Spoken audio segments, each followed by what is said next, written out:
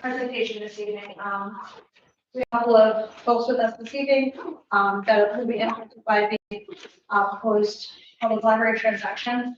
First being our school attorney, Frank Early. He is on hand to answer any questions that we may have around the legality pieces. He has been working with the attorney for the library in order to help us reach an agreement that helps us achieve what we're trying to achieve. We also have Kelly Lanier here tonight from the library board, and Sarah, who is our library director. So welcome to the three of you. Thank you for being here today. So this evening we'll open with our public hearing. The board is proposing to put on the ballot a measure to gift the property and the building where the public library is at 4th North Lyons to the Board of Trustees. Christian, can you move slides for me? Thank you. This proposition would go on this May's ballot, and that vote would occur on May 20th here at school at from between noon and 8 p.m. So a little bit about the relationship between the library and the school. So our Manans Public Library that sits over at 4 North Lyons is a public school. It's a school district library. And what that means is that this was a library that was established through our school district rather than a municipality like the county or the village. It has been a school district library for as long as we can remember, and they have been situated at 4 North Lyons since 1982. The library operates completely independent of the school district.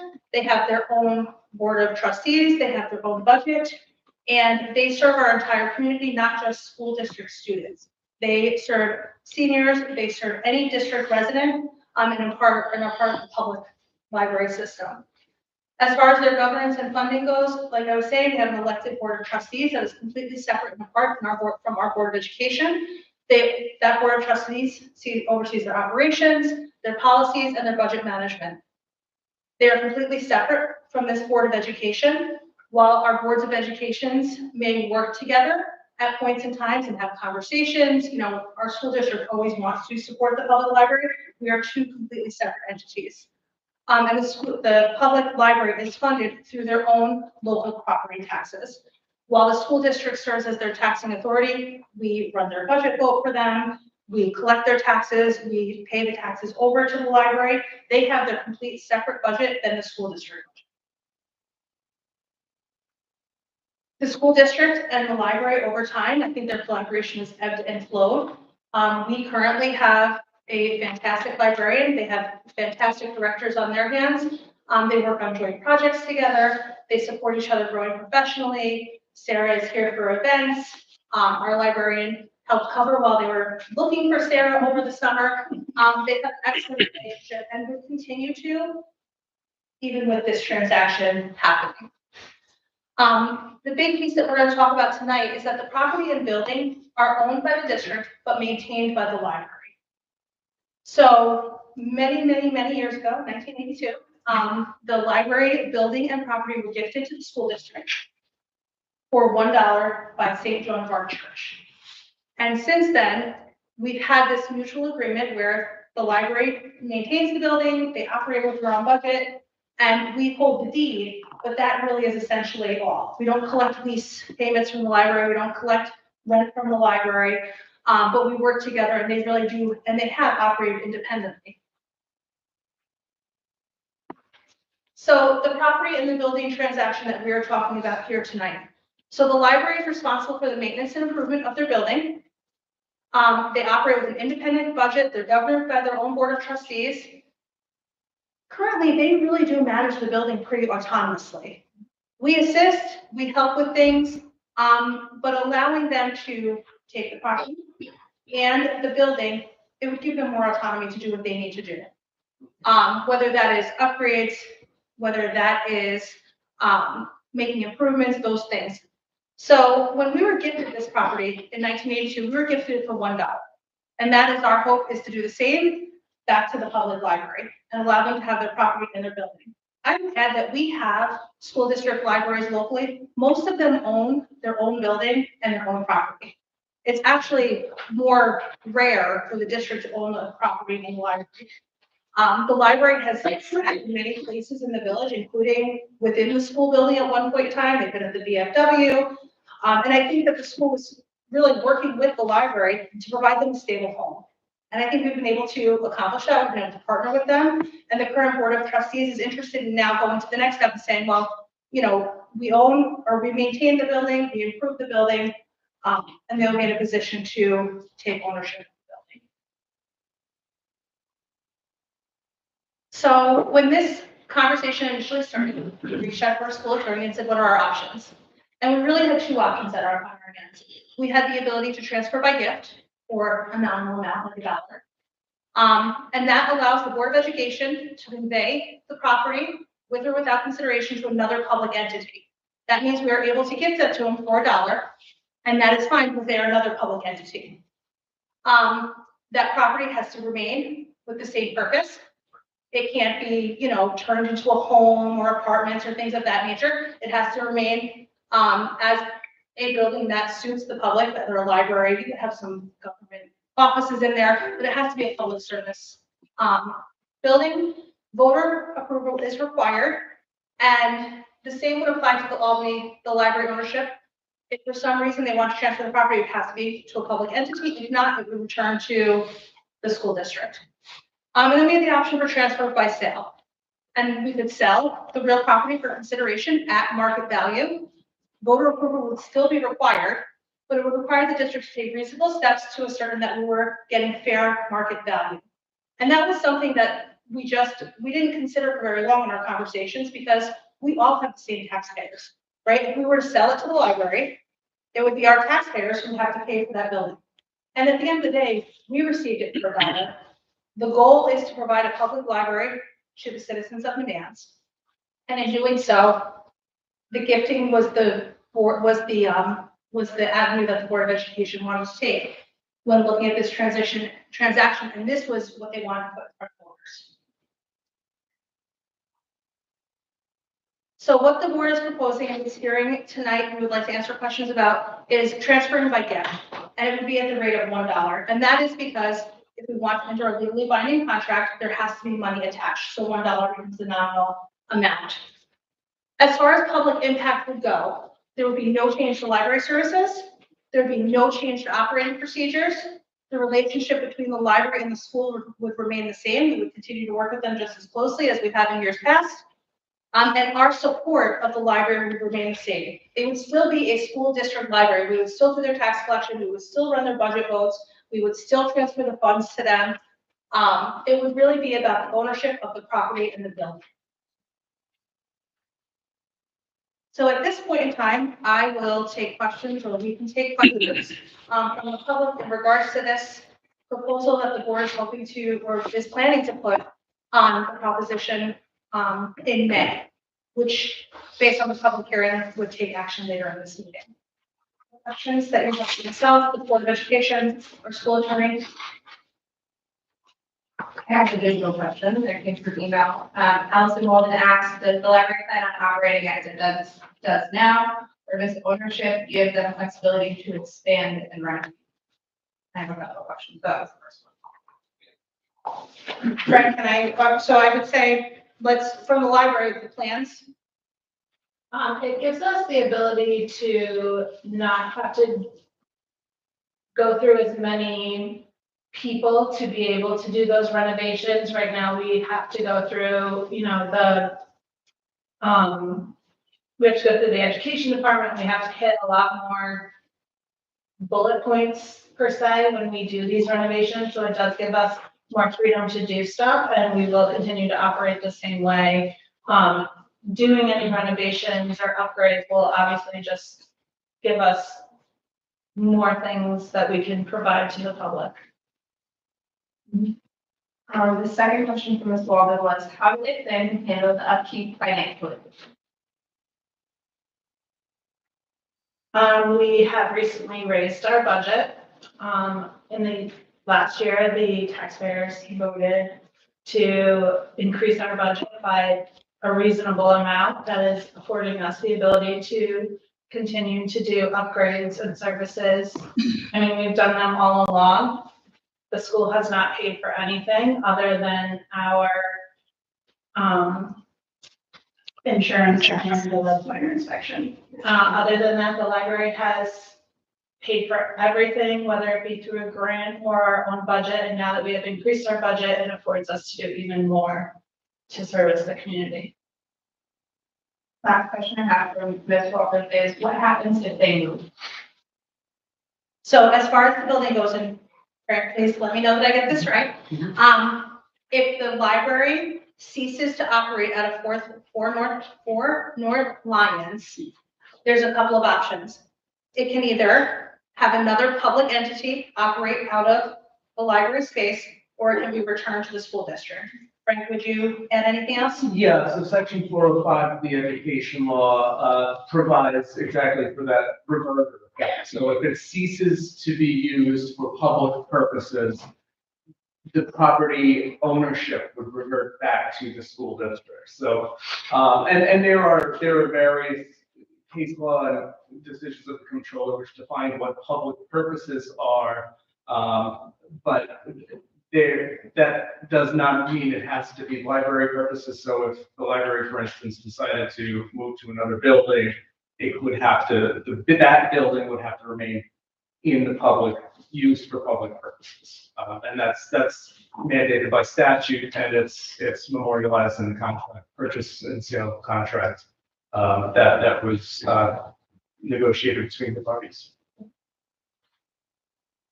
Other questions, either in person or online?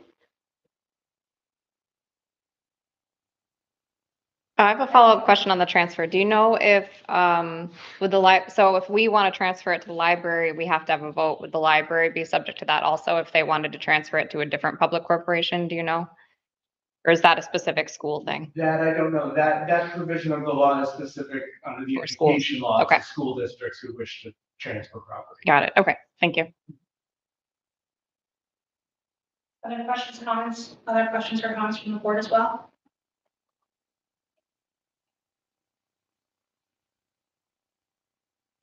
I think we're good.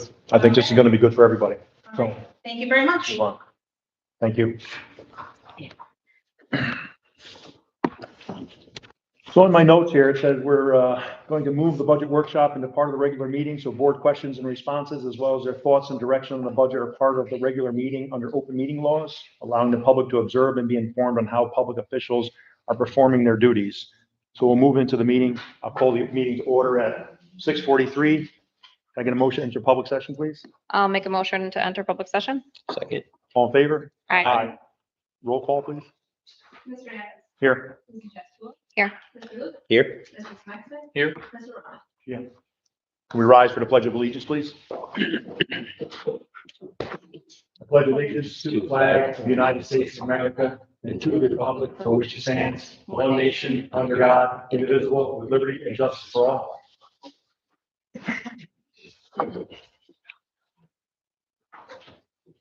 Comments from the public on agenda items. Just a reminder for those members in public in attendance, this is one of two opportunities afforded members of the public to comment on or inquire about agenda items. Members of the public also have an opportunity at the end of this evening's agenda to comment on matters not formally noted in the agenda. BOE comments@manans.org. Is there anyone online that has any questions? No, Does anybody have anything? Can I get approval of the minutes, please? Can we split this into two resolutions, please? Oh, for the two different dates? Yes, please. Okay, be it resolved that the Board of Education of the Manans Union Free School District accept the minutes of the February 12th, 2025 regular meeting. Second. Hold on, wait, February 10th. 10th, no? 10th. Isn't it? I don't know, but they're different. The meeting was on the Was it on the 10th? Yep, you're right, because that was a Monday. 10th. All right, so I'm going to amend that to February 10th, 2025 regular meeting. Second. All in favor? Aye. Aye. The second one, please. Yeah, be it resolved that the Board of Education of the Manans Union Free School District accept the minutes of the February 18th, 2025 special meeting. Second. All in favor? Aye. I'm going to abstain. I was not at that meeting. Item 3, the budget workshop. Can we move right into that, please?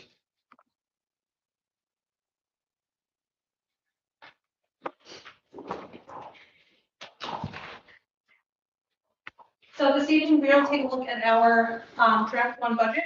We have been speaking to the budget at a little bit more of a higher level, and this will be our first opportunity to start looking a little bit more specifically at the different components of our budget and what makes up our budget and hopefully where we stand and what we will do to as we move into our next budget meeting in order to prepare for our May 20th vote. We start our budget workshop each evening with our 4 strategic goals. These 4 goals are where we begin, and these are where our decisions are rooted in. So when we have tough decisions to make, or we have questions that we have, we look back to these 4 goals that we're trying to achieve for our students. They center around student success, student achievement and success, social emotional learning, diversity, equity, and inclusivity, and then ultimately being fiscally responsible to our taxpayers. Our last meeting was on February 10th, and we will begin with what has changed since February 10th. This is a busy time of year and things happen quickly as we approach the May 20th vote. So since our last presentation, we have built into the budget maintaining instructional positions and review projected enrollment for 25-26. Tomorrow is actually kindergarten information night, and we have begun the registration process for our incoming kindergarten class. We have presumed that we will need 2 sections, but we will continue to keep an eye on enrollment, and that'll be a decision that we continue to refine as we get closer and closer to the budget vote. We do have the ability to look at who we have in pre-K, who may be receiving services outside of the school, who was on our wait list. So we have the ability to make some projections, but we will be looking at those registrations and monitoring the size of our kindergarten class to determine should we need 1 or 2 sections. I will say the last 5 years, we have required 2 sections. We will also be keeping an eye on our enrollment in grades 1 through 7, and we are kindergarten through 7. And the reason we do that is we have some movement. We have families move in, we have families move out, and as class sizes fluctuate, we will keep a close eye to see, are there places where we need 1 section or should we need 2 sections? I would remind the community and the board that up until about 2 years ago, we had always had a single section somewhere in the elementary grades. Right now, we have 2 sections at every single grade level. We have built in, so we have 2 sections at every single grade level. However, we'll continue to monitor those enrollment numbers and continue to update the board as we move through this process. In this budget, we have added additional staff for in-house pre-K program. The Colony Youth Center, as I have shared, is stepping back from the pre-K programming, and that will require us to either 1, go out and find another community partner, which is challenging. And some of my colleagues that are out looking for community partners, the costs are coming in higher than what the grants are allowing. So we have included in this budget, bringing the program and additional staff of in-house pre-K program. We'll talk about that a little bit more in detail. I would say when we look at the staffing levels, please remember that we get about $97,000 in grant funding for pre-K. So you're going to see that broken out a little bit differently as we go through the presentation. We always want to account for increases in Social Security whenever we add staffing. There are other costs that follow in the background, like Social Security, retirement, things of that nature. We've been able to adjust tuitions for both regular ed and special education programming. So we have 27 kids graduating Shaker. We have about 27 kids going in. We have 4 kids graduating at Tech Valley. We may have a child or 2 go there. It's always nice to have a little bit of cushion in that area as well, because as students age through homeschool or as students age through private school, they sometimes choose to return to public school because we offer large suburban options with a depth of programming. We offer a very specialized high school. We have Tech Valley. So sometimes we see students who may not have been within our program return to the public education system. So that gives us a little bit of wiggle room in there. We feel pretty confident that the number of kids going into high school and the number of kids exiting are about the same. So that should be a budget neutral impact for us. Mrs. Kozlowski has been working very closely with Mrs. Moran around special education programming. Special education programming is for students who need highly specialized programs. We have brought many programs in-house. There still are some students, though, that need such a specialized setting that they're not here. And they're at private placements, sometimes they're at BOCES, and those placements are very costly. So we've been able to look at some of those numbers and zero in where we stand with some of our special education programming. And then our public and private high cost aid is lower than we had anticipated in February. We got our state aid numbers. I had said that they would likely go down, and that's exactly what it is. We had students who were at BOCES who returned to district. We had students who were in out of district placements who have either moved out of district or have chosen other options, whether it be homeschooling or different things like that. So we have seen some shifts in that high public and private high cost aid as well. Currently, this is where we stand. I would say, and we'll talk a little bit about, the $127,000 is, we feel very confident we are able to close. So we'll talk about that as the night goes on. So currently, as it stands, maintaining all of our staffing, accounting for contractual obligations, and looking as we stand right now from a staffing perspective, our expenditures are a little over $13 million, $13,053,503.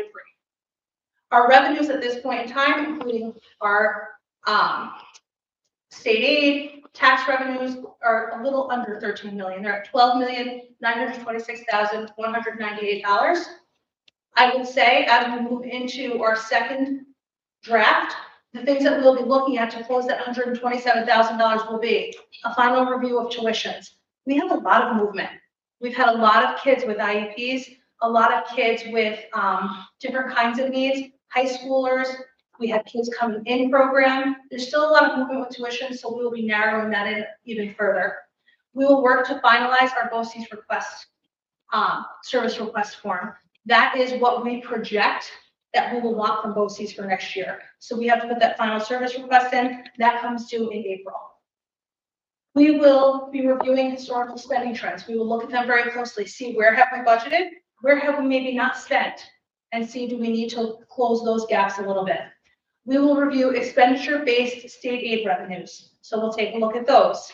And then last but not least, we'll review the use of retirement reserves. Last year, we had about $50,000 set aside for retirement reserves that we could use to pay TRS and ERS. We can look at doing that again. We put them in, we didn't wind up needing to use them last year. So that is a place too where we can start to narrow and focus as well. So we did a separate slide for pre-K so the board could see what it would mean to bring pre-K on. So the first thing that I will share, the revenue line here, is what we receive in funding from the state to operate pre-K. We receive about $97,200. If you look at our state aid, it says $108,000. That is if we went to 20 students instead of 18. Keep in mind, when you go to 20 students, you need to add another paraprofessional. So the aid that you would gain by adding the additional 2 students does not cover the additional paraprofessional.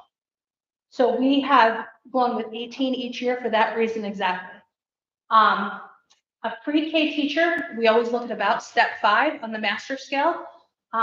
Pre-K teachers that come through the Office of Family and Children Services that go through like a CYC, they have different certification requirements. As a school district pre-K, they have to be a fully certified pre-K teacher, which means master's level education. And if they're not, they have to get there within 5 years. So whenever we put a new position up, we always assume step 5 masters.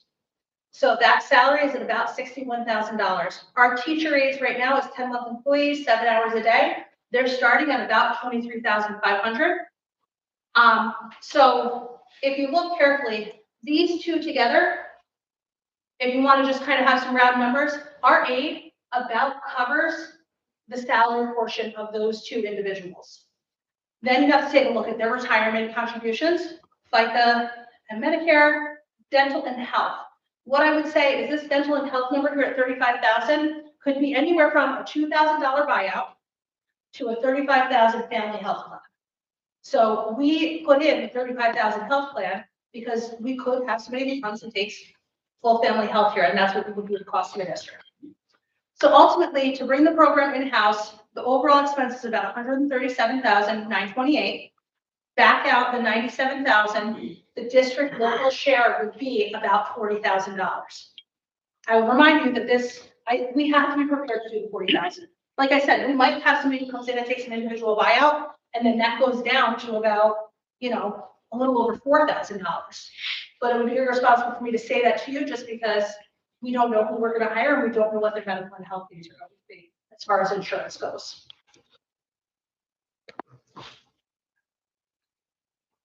The administrative component of the budget is pretty flat as far as that goes.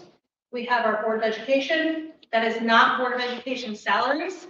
That is, I got you, that is set aside for Board of Education costs, conferences, things of that nature. Our Board of Education are 5 volunteer members from the community. Our district clerk, that remains the same. District meeting are about the same. And I would say the district meeting expenses, those are things like live streaming and the expenses that go along with holding our meeting, budget votes and things like that. Office of the superintendent is me and everything tied to me.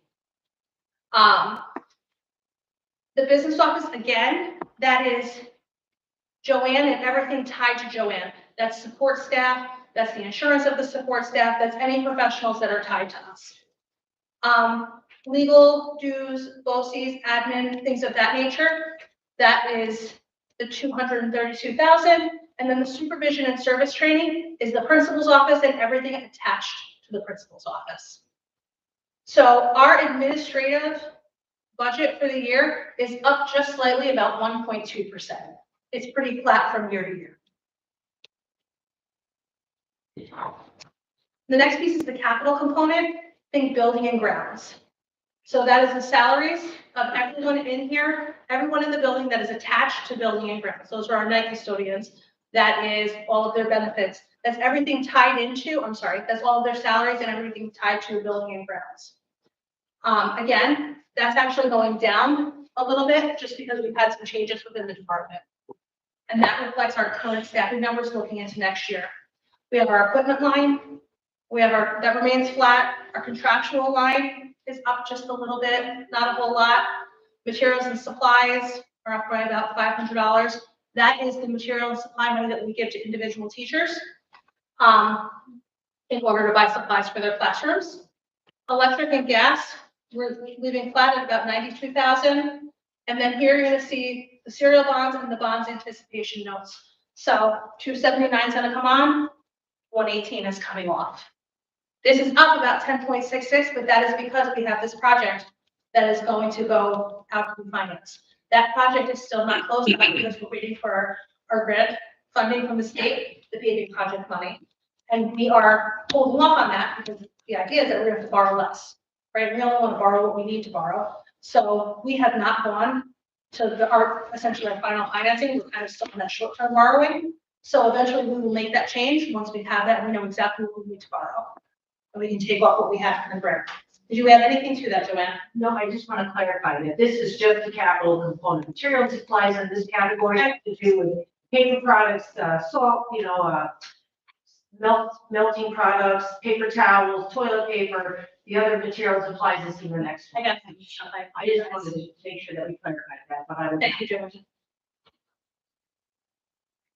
So your program component, these are your salaries. These are that's what we are contractually looking at for an increase. It's about 4.78%. We have our contractual equipment. There's the material and supplies that I was just speaking to. Regular ed and tuition, BOCES and textbooks. That is our high school tuition, and those are our BOCES tuitions. Tech Valley is in there. Tech Valley is technically a BOCES program. We have some money set aside for special education equipment. Our students with special education needs have highly specialized equipment that they need at time. That has its own line. Contractual material and supplies are there. Our special education tuition and BOCES. This number is down a little bit. And I will say that is because we had students, like I was saying, move in and out, right? So we had students with really high cost needs that are no longer in programs. So you're going to see a little bit of a decrease, well, quite a bit of a decrease there. Instructional media equipment, those are things related to the library. Pupil support services, that's your school psych, social worker, things of that nature. We have left our clubs and sports the same. And our pupil transportation, we're increasing by about $200,000. I will say that's a rough number. We're waiting for CPI. And we're also waiting to see what happens with our summer transportation. Durham has agreed to a 1-year extension at CPI. However, we're still waiting to hear from our special education summer transportation what we need to do in those areas. And then staffing levels. This is what we are looking at for staffing levels going into the new school year, into 25 and 26, that's in this budget. Like I said, we are going to monitor enrollment, and this may adjust based on where enrollment lands. So the first thing you're going to see is in this budget is the addition of the pre-K teacher. We wanted to give the board a good sense of what it would mean to bring a pre-K teacher and a support staff member on board in order to maintain our program here ourselves. The physical therapist is here. At this time last year, we were still building our programs, and we had not yet decided that we were going to need our own physical therapist. We used to contract our physical therapy. I would say when we added that position, that was an elementary position that had been unfilled. That was an additional position that was in the budget. So it was not an increase when we brought the physical therapist on. We had had that teaching position in the budget, but I will say that that is a new, it's a new line item. And I would say we have had our physical therapist here 3 days a week. We've contracted her to be in calls 2 days a week. Based on our projected needs coming in next year for our students with physical therapy, we will likely have a physical therapist in-house 4 days a week and only be contracted 1 day a week. So it was definitely well worth going out and finding the right individual to meet with our kids.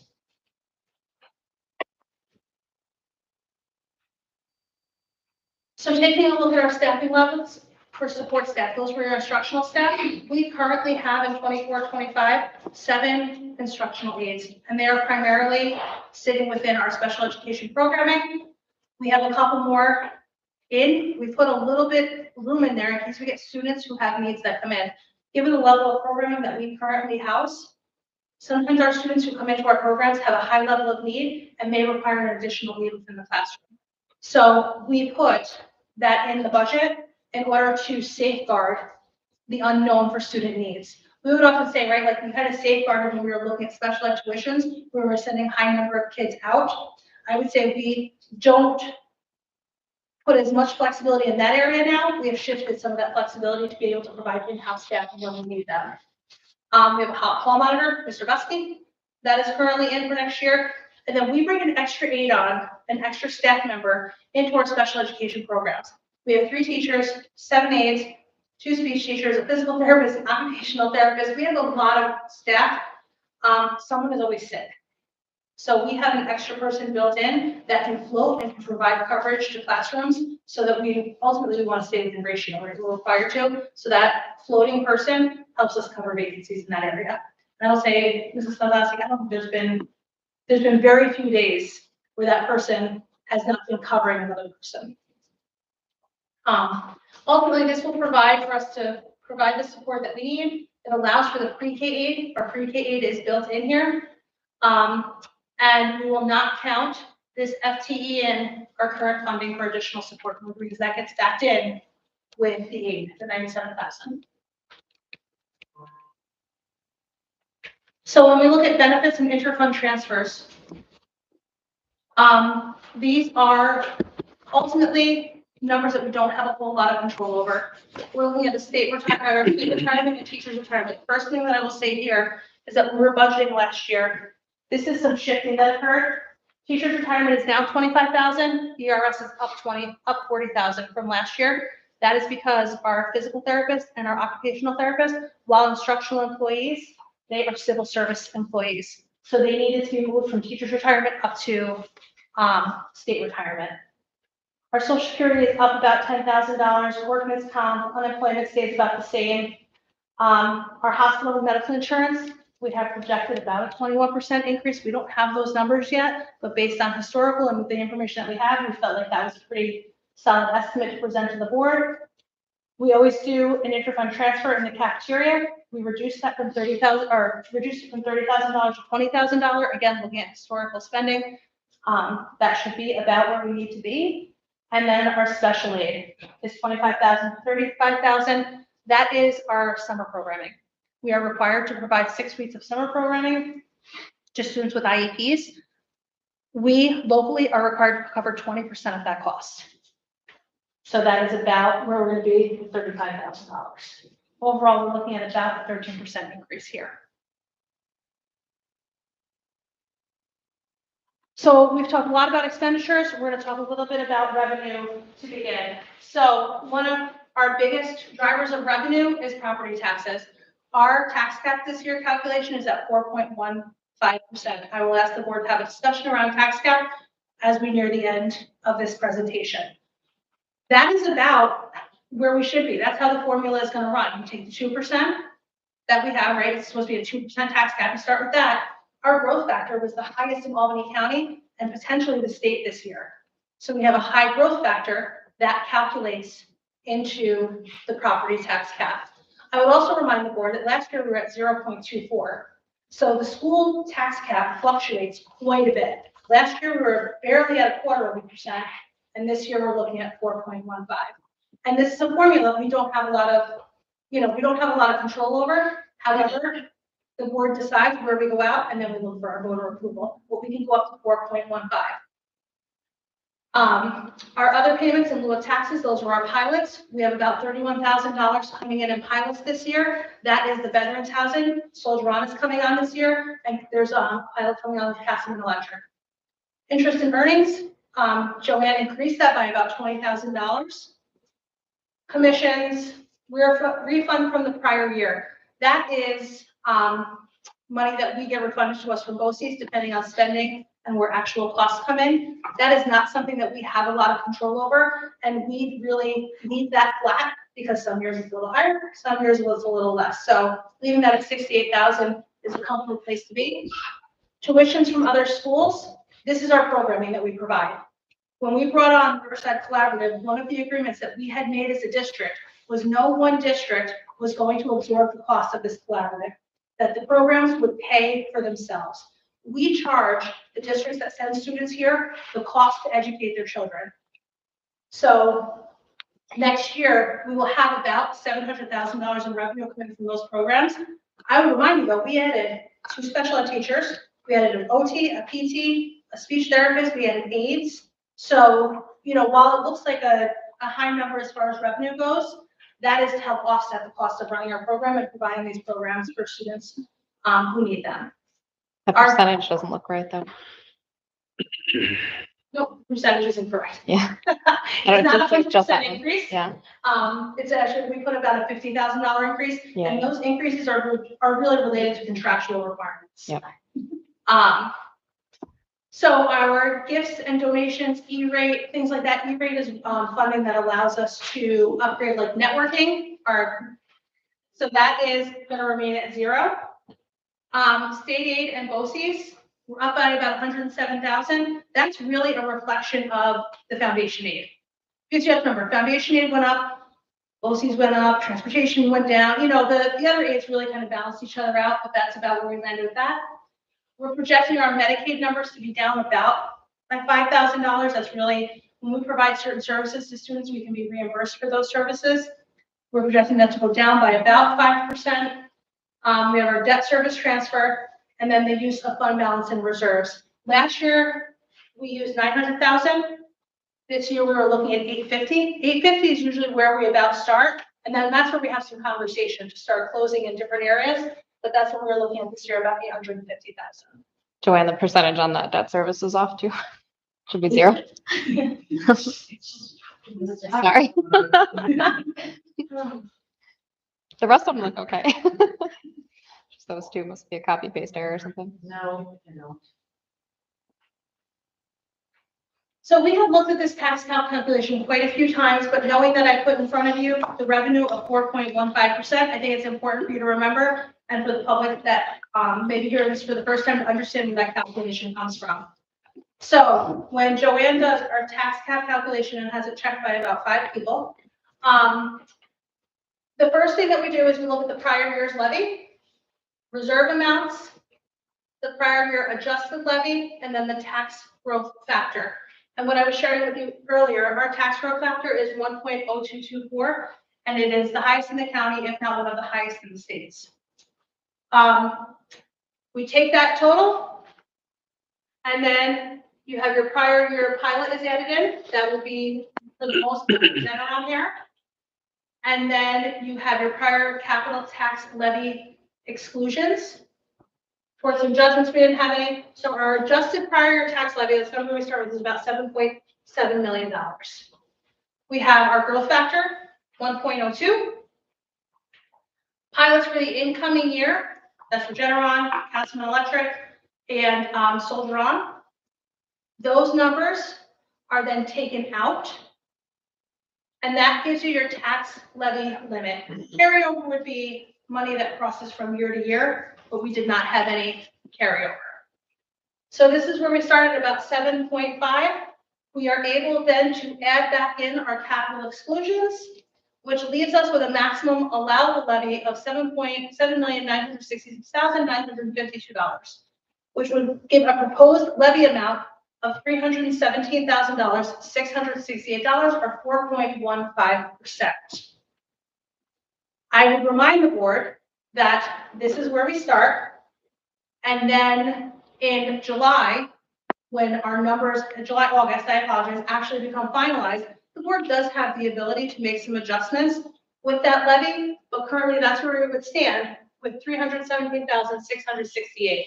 Joanne, could you speak a little bit to what I was saying? Once we get in August, we have the ability to work with the 4.15%, but that's what's in front of you today at this levy amount. So what I would say, now, this board knows this, and as a reminder, we put up an expenditure budget for our voters to approve, and this is a proposal on how we're going to fund those expenditures. We are giving you what the tax cap maximum could be, and the voters, while we're telling them how we're going to pay for this budget, that's the highest it can go. So when we get ready to set our tax cap, which we all know, we don't get the information for that until July and August. If we should have the budget in a better place this year. They have to have the audit at the beginning of August, so we'll kind of know our numbers. If we have extra money by then, we can have these discussions in July, maybe reduce that levy.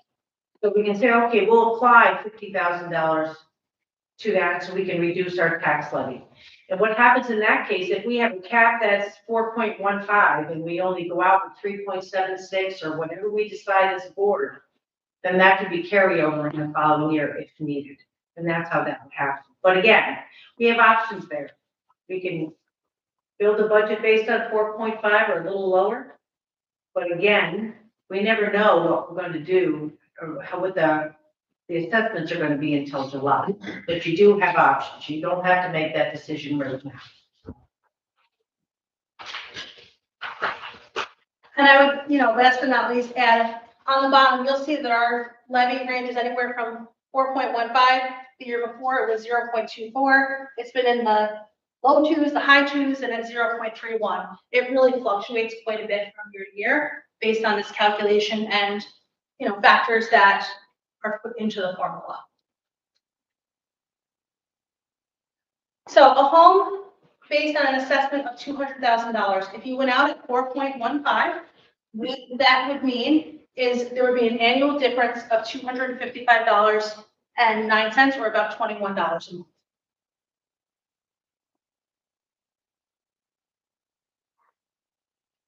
So areas of continued conversation. So as we continue to move forward, we will continue to look at our special education programming. We are still finalizing the details of programming. Our partners are working on updating their tuition costs for next year. We have updated our tuition costs. We continue to monitor enrollment and placements. Mrs. Kozlowski is in the middle of annual review season. And as she works through the annual review season, then we will know where student placements remain. It's not completely finalized. We will continue to take a look at Tech Valley, like I had shared. We have some potential students coming on that may choose Tech Valley that have been either at homeschool or in private school previously. And then we will look at our professional development through BOCES. We'll continue to finalize that. We are continuing to review replacement plans for furniture, technology. We do not anticipate an increase in those areas. We have planned to keep that steady. So we continue to do our replacements on a schedule so that cost remains flat and we don't see large spikes. And then our teachers are currently looking at math curriculum. We are coming to the end of a 6-year contract with our math curriculum. So our teachers are looking at piloting and we're making some decisions about where we're going to move next with math materials. And we are probably been in that for about a year and a half. Ms. Trainer and a group of teachers are working very closely with myself and Mrs. Wiley on that. At our next March meeting, we will bring you draft 2 based on some feedback of tonight's discussion. We will talk about what's changed since we last met. We'll provide as final as we can get for tuition figures, right? 5 kids can enroll over the summer and choose Shaker or choose Tech Valley, but we'll work based on what we currently know. We will look at the breakdown of our departments. So we will share with you like we did last year. This is how many elementary teachers, this is our Spanish, this is our ENL. We'll break down by department how many teachers we have in each, from 23 to 24, 25, and then we'll look ahead at 25, 26. So we'll give you a comparison there. We'll do a revenue update with our tax cap based on our discussion tonight, where the board feels like we should do with fund balance. And then if we have any updates in the area of state aid, we'll continue to look at enrollment and staffing. And our BOCES final service request form should be in pretty good shape for a submission by then. So that should be pretty solidified as well. So as we move into our discussion tonight, there are a couple of things that I would like to spend some time to make sure that we touch base upon so that we can plan moving to our next draft. And then of course, any other pieces that the board would like to discuss. But it's going to be important for us to have some conversation around pre-K, tax cap, and retirement reserve use so that we can better plan for our next session. I'll turn it over to the board for questions, comments. I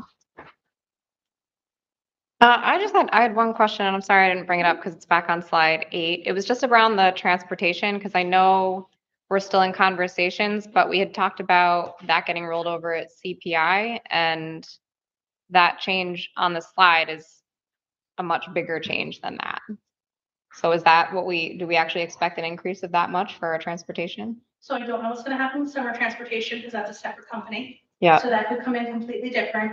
In addition, we were down some runs this year. Oh. So we're looking at a more typical place, I would say, for us to be. We have not had a lot of runs around our students that are in transitional housing. Our runs have been down quite a bit. And then I would add just the projected increase in that amount of summer. And Joanne, is there anything that you would add to the transportation line? The CPI is not out yet, and I would imagine that's gonna come in between 3 and 6. So that's a little bit higher, I understand that, but we're gonna be looking at transportation as a whole. We have to make some assumptions with the summer programming. I do expect that it could go down a little bit. I just like to be conservative as we do that. Also, to Ms. Canalo's conversation this evening, we are also very conservative when it comes to federal aid right now. We don't know what's gonna happen with some of those federal grants that are out there. Usually we would anticipate, like it's been in like years, and reduce certain expenditure lines, knowing will be supplemented with federal aid. We're being a little more conservative with that than we have been in the past, because we don't know. Part of food service and the revenue that comes from that was a big discussion item today. And what is federal, a large piece of what maintains those free lunches and breakfasts are federal aid. The state is committed to, they want to have it go through, which is great, but it's the federal aid that pays for that. Again, that's another big item that we don't know how it's gonna go. So while we're conservative in some of these lines, we have to be prepared.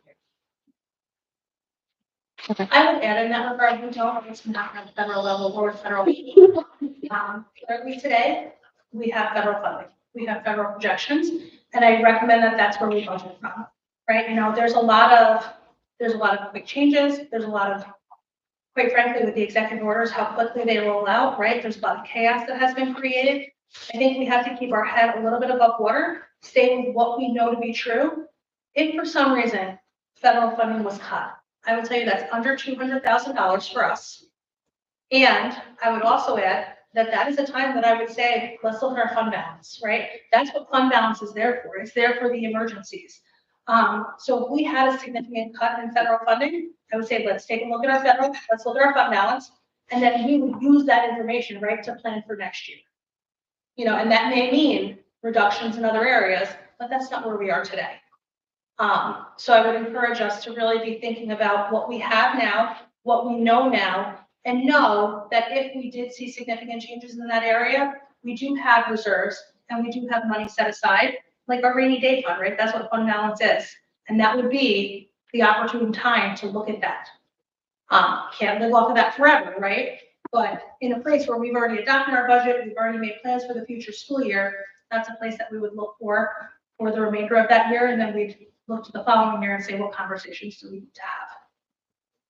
I would add one comment. It's kind of almost scarily humorous that every single day we get emails from our vendors that we use on a daily basis talking about the tariff challenges that they're facing right now from our neighbors to the north and the south, and they anticipate pricing increases.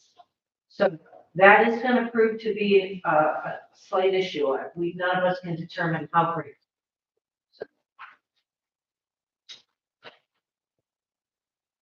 Thank you. That's all I had. In the transportation line, so we know we have to go out next year and bid. You talked about hiring a contract writer. Is that the correct term I'm using? Consultant? Yeah. Is that built into that? Does that account for that for next year? Because it'll be next year's expenditure. Enough Yeah. to do that, if Okay. that's what we chose to do, yeah.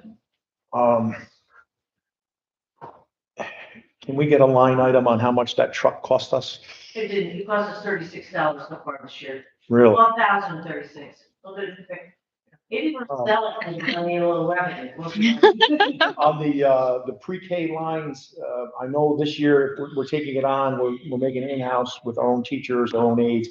There is an upfront cost one time for materials and supplies. Is that accounted for? And where was that? So that would be accounted out of the equipment line. So a lot of those things would go under equipment, right? Okay. Yep, and don't forget what we've done also with the CYC, we have inventoried all of their equipment that they purchased and put in that room. This Kozlowski has gone through and done it line by line. They want to sell it to us. And the cost was, $9,500 for everything in that room. And we agreed, we did a PO, we paid for half of it. We don't want to pay for all of it because we don't know what condition will be in June. I anticipate it'll be fine, but we went through and did a line by line item to all the equipment that they want to sell us at $9,700. So, yes. Great. Anybody else have anything? I was gonna wait because there was the questions and discussion, but since we're talking about pre-K, I was just curious about what the cost to Colony Youth Center is now. Do we know? Like, was it completely covered by the grant probably? Like basically? So, yep, it was pretty close. There wasn't a lot of out-of-pocket expenses. Yeah. What I would say is that, the Colony Youth Center starting salary. Yeah. Is less than our teacher contract. Mm-hmm.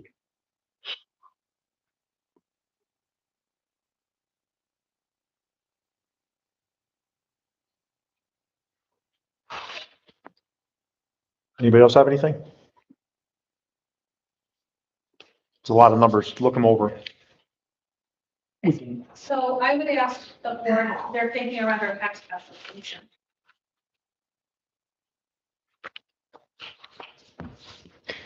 So for our new board members and those who are not understanding how things actually work, if we don't go out at cap, we actually lose money next year, the year after, and the next 10 years beyond that because it doesn't compound. Right? So we have to assume that the cap number, 4%, is where we should be going out for the budget, and operate within that. If the 2% number, as you can see on the slides, never worked for a school. We're at 1/3%, 1/4%, a couple of years, 2% in there. This year it happens to be 4%. By going out again at this year at 2% and trying to operate within that 2%, we actually lose money consecutive years down the road because we lose the compounding interest on that. Joanne, is there anything you can offer on that, or did I say it properly? You said it properly, and I'm proud. Yes, So, you did. we need to think about that. 4% sounds weird. It sounds like a hard number for the public to understand. $21 on a $200,000 house per month increase is what it is. To keep the programming we have in this district, that's what it's going to cost. Those are the numbers that we're at. If anyone has a different thought process, now's the time. Yeah, I think it's high. I think it's a big number, but like you said, it kind of offsets those years where our tax cap is, less than 0.5%, and it ends up averaging between 2% and 3% every year. That's what we've done historically since I've been on the board. It's a big number. It's a big number in a hard year. But I don't see how we go down to 2% and then next year we have another 0.25% and have to cut staff, cut programming for kids. you know, I'd have a hard time with that also, so. And at the 4.15%, it's just a majority vote. It's not a super majority. Right? If we went out above 4.15, we then need a super majority vote. We won't, because that's where the tax cap fell. That's with numbers that we have. And Courtney's right. Average it with last year. It's 2 and a bit each year, right? Yeah. That's the number. Does anyone else Any other, feel differently? Mm-mm. I think it's important to say too that the 4.15% increase is not a result or connected to the proposed project. They are two completely separate. Mhm. If we weren't proposing a project, the 4.15 would still stand. They are not connected. So I think that's going to be an important piece to share with our community, that they are two separate, even if the project wasn't on the ballot, that's not related. And our committee, and then the board, ultimately, the project that you're recommending is pretty close to tax neutral and wouldn't come on the books until 2029. So the two are not connected at all. The rate that we have this year is not a result of one. Right. Okay. So we will move forward. We'll take a look at our next budget presentation. We'll continue to narrow our numbers. We'll continue to work on closing that gap. And we'll have further information for you at the next workshop in March 24th, right? Yes. March 24th. we're under the assumption now we're moving forward with pre-K and doing it in-house. That's where Yes. we're at, correct? Is that good? And I do. Anybody have any thoughts with that or problems? No, I think it's great. And I do have that as a discussion item tonight under my comments. If somebody would like to, we can talk a little bit about that and we can have further discussion if you'd like outside of the budget conversation. Thank you.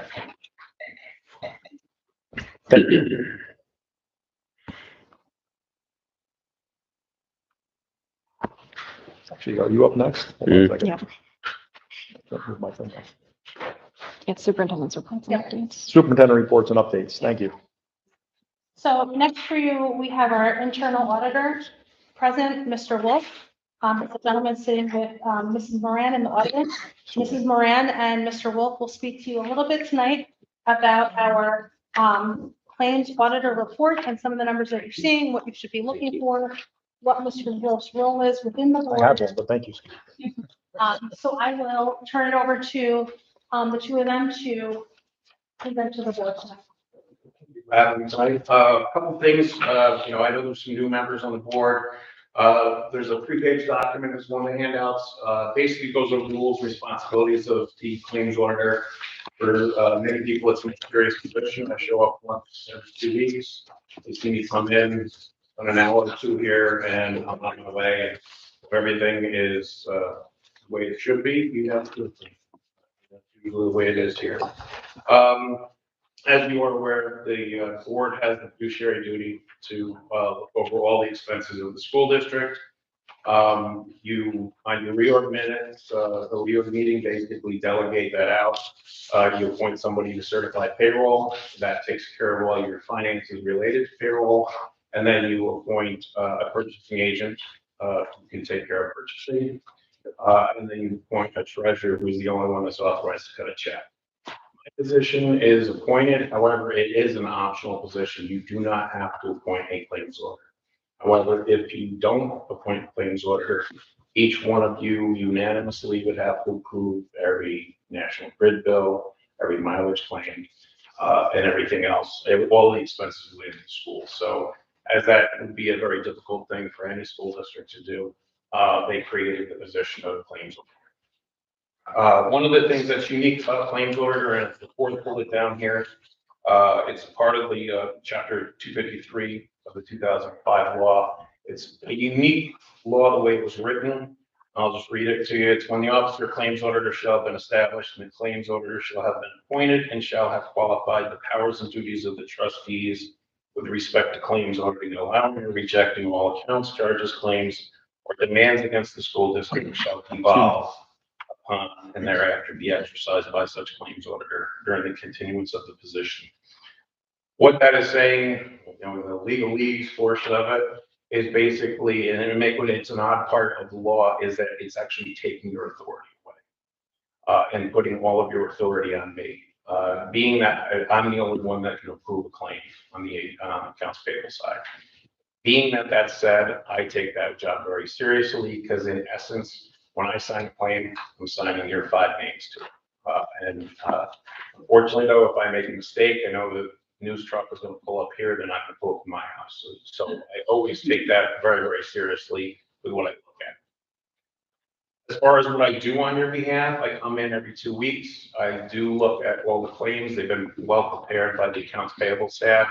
And this year has had some changes in personnel, but the quality has been maintained. And that's one of the other things about my position is it really is a team position. The purchasing agent making sure everything is done correctly, the accounts payable clerk putting all the documentation together. Usually I'm handed the packet that's 99% correct, and there's no issues. I'm looking to see that the purchasing agent did follow the law, did go out to get bids. The purchasing agent did actually, if it was a BOCES bid, got the BOCES bid. If there was a requirement by board policy that there's 3 quotes, I'm looking to see that. And then finally, the last test, one of the things we also look at, was it a reasonable and necessary expense for school district expenses in the proper use of public dollars. If it ever gets down to the point where I'm trying to evaluate, is this an expense that's applicable for school districts? There's 2 tests that it's broken down to. The first one is the nice to have versus need to have. I'll just sit there and basically ask that question. Everybody needs a chair, which is you need to have. Everybody doesn't need a nice tie to leather chair. So if I saw someone trying to buy one of those, I wouldn't be allowed. The other final test I would do is if I ever got to the point where I was really, really questioning something, is I do what's called the auditorium test. That's basically where I imagine filling this room with all the taxpayers a week before your budget vote and asking myself, would the superintendent or the board president feel comfortable saying to the taxpayers, hey, this is how we're spending your money? If I think at any little inkling that you guys would be uncomfortable telling the taxpayers that you're spending the money, I probably would not approve that expense. I can tell you without a doubt, I have not even come within state, country, ballpark, whatever you want to say, to even come close to that doing that test here. Everything has always been very, very good here. And that actually is shown in the report, the second report that you should have, which is the annual report of last year, which is the 23-24 report. You can see overall, there were 92 warrants and just under 1,000 checks. And when I say there's just under 1,000 checks, that really is a little bit of a service because you could have 10 Amazon bills that equal only 1 check. So in future years, I'm going to try to put that number in there. I would guesstimate probably as a number of claims, you're probably between 1,100 and 1,200 claims that generate 1,000 checks. And of course, that was $16 million. So as I was saying before, 1,000 checks. If I didn't review them, you guys would have the pleasure of doing all that. As far as exceptions go, there were 9 exceptions over the course of the year, which was less than 1% error rate. I have 9 claims audit clients. I can tell you with the exception of 2 specialty ones, 9 is second best. So, and anything underneath 1.5% error rate is usually what I consider a good, well-run, well-managed school. You guys are at 0.91%. And actually, if I use the error percent using the claims and not the checks, you're probably closer to 0.75. So it was a very good year. There was some changes in staffing, so everything was maintained very well. And finally, the report for this month. I apologize for you guys just getting it today. Normally, I can't generate the report until the end of the month. I was away all last week, so it was generated today. You can see last month there were 67 checks, which is 752. There were 4 exceptions. The exceptions on there were 3 confirming purchase orders. Confirming purchase orders is the #1 finding I have for all the schools across the state. I do training with for claims auditors across the state, and we all talk about this being the number one exception. And then confirming purchase order, where somebody goes out and buys something, and then comes and asks for permission to buy it. It is the most popular, like I said, but considering you had 9 last year, and the other thing that falls under confirming purchase order is when somebody files a claim form instead of getting a PO first.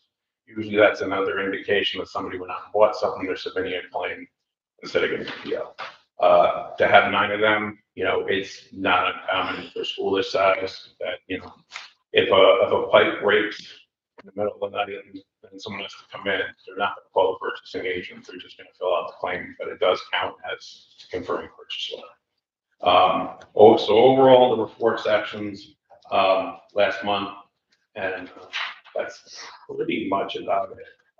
As far as the other thing about my review is, just so you know, clarification, I look at the general fund, cafeteria fund, the capital fund, federal fund, and you guys have a small extra classroom group here, so I look at the extra classroom fund as well. The one area that I do not look at is payroll, and that by law is not required. It's optional. So I gave you guys all my business cards. Sometimes if you have a question on a report, a question on a claim or anything, feel free to reach me. Consider I report to you. I'm considered an officer of the board, so anytime you guys want to get in touch with me, feel free to contact me. Perfect, thank you, Mr. Wolf. I want to talk about claims voting and how it actually pertains to our school district and what the reports are that you look at. It's going to go over some of what Mr. Wolf said. I've worked with Mr. Wolf for many years. I'm going to say right now that my presentations are nowhere near as exciting as CAT claims. So that's just how it is. Okay, it's the nature of the beast. But I do want to kind of touch base on a little bit about our claims automation. Again, the board's role, you're responsible for bills that go out here. You have to ensure that they're legal and they're proper, but you are assigning that responsibility to Mr. Wolf. I've worked with Mr. Wolf many times in several different districts. I can tell you he can be quite a pain in the neck. We deal with him. If I see something, I don't know, Mike Wolf's not gonna like that, and we have to figure out why did we need that. For an example, you may question us on the purchase of M&Ms. You may think, how on earth are M&Ms important to our program here in the school district? Well, when you have a self-contained classroom and you're working on some personal hygiene issues and how to reward somebody, the teacher might say, it's so nice if I could have an M&M, and they have permission from the parents that that child can be rewarded in that way. I can defend that purchase to Mr. Wolf. It's not a lot of money, it's under $10, but he was okay with it. Scrooge. Again, it just needs to be, I've worked in school district where it's an employee of the school district. The board has assigned that responsibility to an employee, but it has to be somebody that's completely independent of the business office. Again, a little bit more continued, the duties with regard to approving or disapproving claims against the district. Mike spoke to that. It speaks to the section of the law where education law requires school districts to audit each voucher packet. What Mike does is he sees that there's a requisition form that started in a teacher and is signed off by Kathleen, and is signed off by me, and is signed off by, we go through quite a process. I will go through each bill with our accounts payable clerk prior to the auditor getting here, and we try to identify any error, mistake, problem ahead of time. When Mike speaks to conforming POs, I kind of know they've happened, so I'm ready to speak to that when he gets here. The responsibilities of the auditor, again, very brief. It's a review and approve the claims for services and or goods to ensure that there is proper documentation, to ensure proper payment, make sure that payment is correct, not for the wrong amount, does not include sales tax. And that it's a legal obligation and a proper charge against the district, and he provides a monthly report to the board. I will tell you, we have gone through quite a process in the business office, me coming back for a couple of years, having a new staff, and really trying to identify what is the process for giving you the warrants. We've had a couple of missteps along the way. We give a report you're not used to seeing. I want to show you some of that today. Again, the reports that you look at, we do warrants for accounts payable and warrants for payroll. That is exactly what we do. And then the accounts payable warrants, we're looking to make sure there's no tax added, the amount's correct, the remittance address is correct. Very often on a bill that we're paying, the remittance address might be different from the ordering address. Mike will identify that. We can also reimburse staff persons for mileage or out-of-pocket expenses that they might have incurred. It'll include a map of the destination, it'll include receipts for what they purchased. And again, right now, as we speak, we're in the process of doing an electronic purchasing process. We purchased the software last year for our Envision software, what we do all our accounting on, and it's going to switch to electronic, where that teacher is going to electronically submit a requisition and electronically go to Ms. Wiley or Ms. Kozlowski. Then it'll go to the purchasing agent. So you eliminate paper, and you'll know if you got to a PO, it went through all of the levels of authorization. And these are small print, but this is a typical page off a warrant that you're going to look at. And many of you know it, maybe some of the new people don't know it, but it's going to tell you what fund it is, if it's a C fund or an A fund. It's going to tell you a description of what was purchased. This is Amazon, so you're going to see all these. That was probably, each one of these line items was a separate requisition. We pay it on one bill. This is the actual payment that happened down here. That's an accounts payable warrant. I wanted you to see that. Go ahead to the next page. So Mike gives us a report, and we're looking at this, and I am committed to making sure that every report we give you now is going to jive with every number that you see or be explained. That would be the total of that particular warrant that he has approved. He's going to sign off on it, how many checks when he audits it. He'll tell us, okay, you're ready to print. He does not leave until we print every check. Then he will go give them an after checks printed report.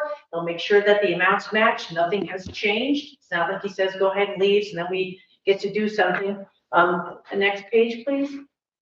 And then you would see, like on this particular one, that warrant number 39 was that one that we just, so each one of the warrants will have a limit there. I wanted you to see that. What we're going to do moving forward, at the end of every month, you will get this report for every claim that we've done. Again, we have payroll, and then anything's accounts payable. Capital fund and extra classroom are their own checking account. That's why they show up separately. It's not part of the multi fund. Now, the payroll warrant. Mr. Robin, you had a question a couple months ago about the warrant that had different figures. And I said, well, I don't know, let me go look at that. So I went back, and I know it's payroll, but I wanted to sit there and go through it. I'm not really familiar with what the board used to get, but I know what you're going to get now, or I'm going to ask you what you would like to get. This is a typical example of what the bills are for payroll. Yes, there are 3 figures down there at the bottom. It's a total, it's almost like a duplicate of the figures, because as you go through payroll, the actual payroll figure for this particular month was $166,952.01. And I say the pay, not the month, that February 1st payroll. So what it does, it gives you a list of everything we do here. It'll tell you if I have to pay to the IRS. It gives you the New York State local, all of these things that happen electronically with an MW, they will automatically come out of our account. The next payroll option is the total payroll, $166,000. What that means is that it's every expense to every code that happens. I have my own budget code. Ms. Canavo has her own budget code. Kathleen has her code. Audrey has her code. So every librarian has her code. Everybody has their own code. So we'll show every expense there. And then if you take the warrant total, it's everything. And then this net payroll account kind of is part of that $166,000. That 115 is the actual net pay. That's the amount that goes into every employee's account. It gets direct deposited. So I'm not sure if this board would be comfortable seeing this report or just the actual checks that get cut. There's 4 checks that still get cut from a payroll transaction. And I know it's confusing, so it's not my goal to confuse the board. I don't know how you want payroll. Jen and I always prove it. We sit down, we go through it. I go through it with Tina, but that's what the payroll is. So those were those 3 numbers. In general, that's total. The 170 is less the $166,000, which is the total payroll, and it adds back in the vendor payments. It's very confusing. So I would say to the board, I can give it to you in a consolidated fashion or give it to you like this, knowing what it is. You'll get the support, I can give you the backup for that. I think there's one more page, I'm not sure. Is that the last one? Okay. So that's where it's not my goal to confuse anybody, and that's what I did that day. There is another warrant that I can just go, it'll show you these four figures, 1,009, 1,820, 257. I think it's almost nice for the Board of Education to know what the salary of the payroll is. I can leave this report as it is and answer any questions if you have it from, month to month. It's up to you, but I wanted to take a minute to show you the reports that you actually physically get. And that's it. So I don't know if you'd like to continue with Any that questions? fashion. Go ahead. This looks good. Then I'm gonna continue doing it this way. We will be giving you all the reports. And the next month is the month of April. You're gonna get every warrant that we did for March. And I've talked to Mr. Wolf and what they was, we need those by, so you get them part of your packet update. We have been remiss and not timely enough for you. But that's it. Any other questions? No, thank you. Thanks, Julie. Thank you. My second discussion Thank you, Mark. item for you. Thank you. Thank you, Mike. Mike, if you wanna scoot on out, we certainly understand.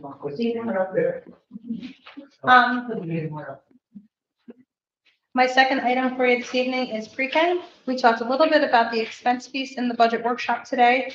And I had said that I would include it in the discussion items. We, will need to make some decisions, of course, pending budget approval by the voters. Some decisions around pre-K. The reason that I asked tonight is because we will be entering a time where we really should be posting for positions. And we're gonna enter that time pretty quickly. And one of the things that we've worked really hard as an administrative team is to post at the beginning of the hiring season versus, more the middle or the end, because that gives us the best opportunity to retain the highest quality candidates. So, we have a sense, it looks like about potentially could be up to about a $40,000 local share for pre-K. Is this something that the board would like to move forward with, bringing it into the general fund? That piece of it and supporting the rest of it through the grant? Should we begin to start a process to retain a pre-K teacher? I would like to. I think, especially understanding that 40,000 is the max, we might not end up with that full expense, as we know that some of that's benefit based. But I also think it's a good benefit for our community and it's a good benefit for our school district. We work hard with our pre-K kids. We start building a sense of community. They get an idea of what it's like to be in school for a full day. We can start working with them on some of those skills. If some of those kids have needs, we can start to identify those needs and start working with them so that by the time they get to kindergarten, they're ready to go. I think it's a great benefit to our kids and to our district. And it's honestly nice to be able to have a little bit of control. The teachers, we can hire ourselves and make sure that they're, it's who we want in our building. Not that CYC wasn't, they've done a fantastic job, but for that money, we're getting a little bit more control over staffing.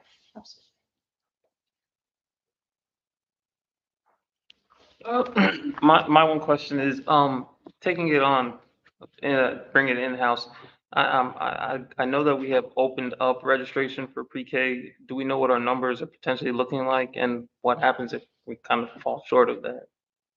So we have started pre-K registration. I will say each year we have had to do a lottery with a wait list of about 9. Trish, I know you may not have the information. Where do we stand currently ballpark with pre-K? I have 10 completed registrations and 8 in that are somewhere within the process of completing their registration process. No. Well, not.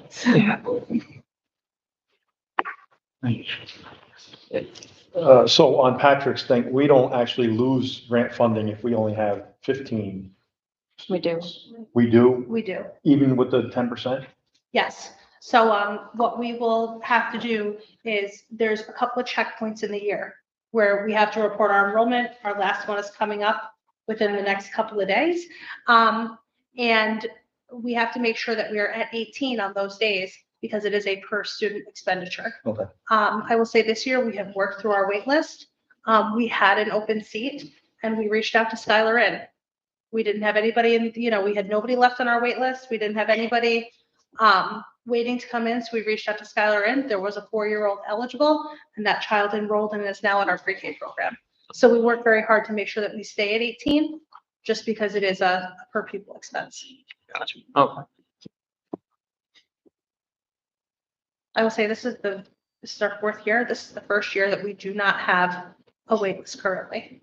Each year, we don't usually have a lot of movement on our pre-K list. But this year, we've had some movement, some families move in, move out, had a couple of twins leave, a couple of twins come, so, we've had more movement than normal.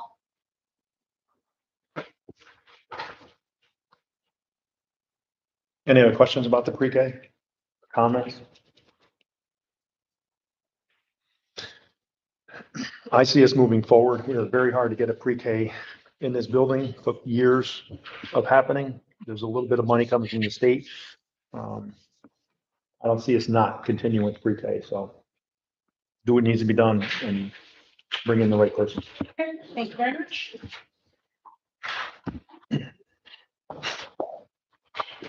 Was that it for you? I'm sorry. Yep, that's all I have for. Oh, thank you very much, Mr. Nally. Oh, there we go. Let's move on. Business matters, non-action items, A, business office, non-action item warrants. Enclosed information of the board are copies of the following warrants and the claims orders report for February 2025. Fund A, 43, $196,639.82. Fund A, 44, $350. Fund H, 11, $26,494.64. Fund A, 41, $126,310.82. Are there any questions on those?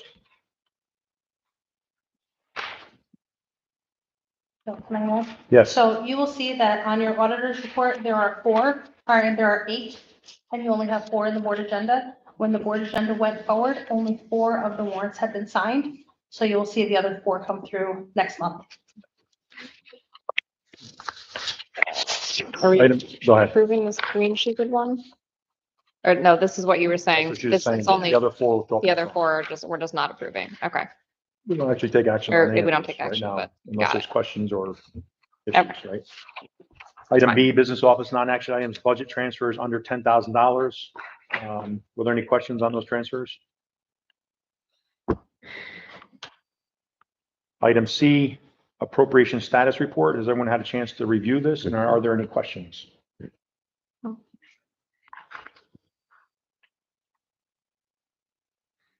Item D, non-action items, revenue status report. Has the board had a chance to review that, and are there any questions?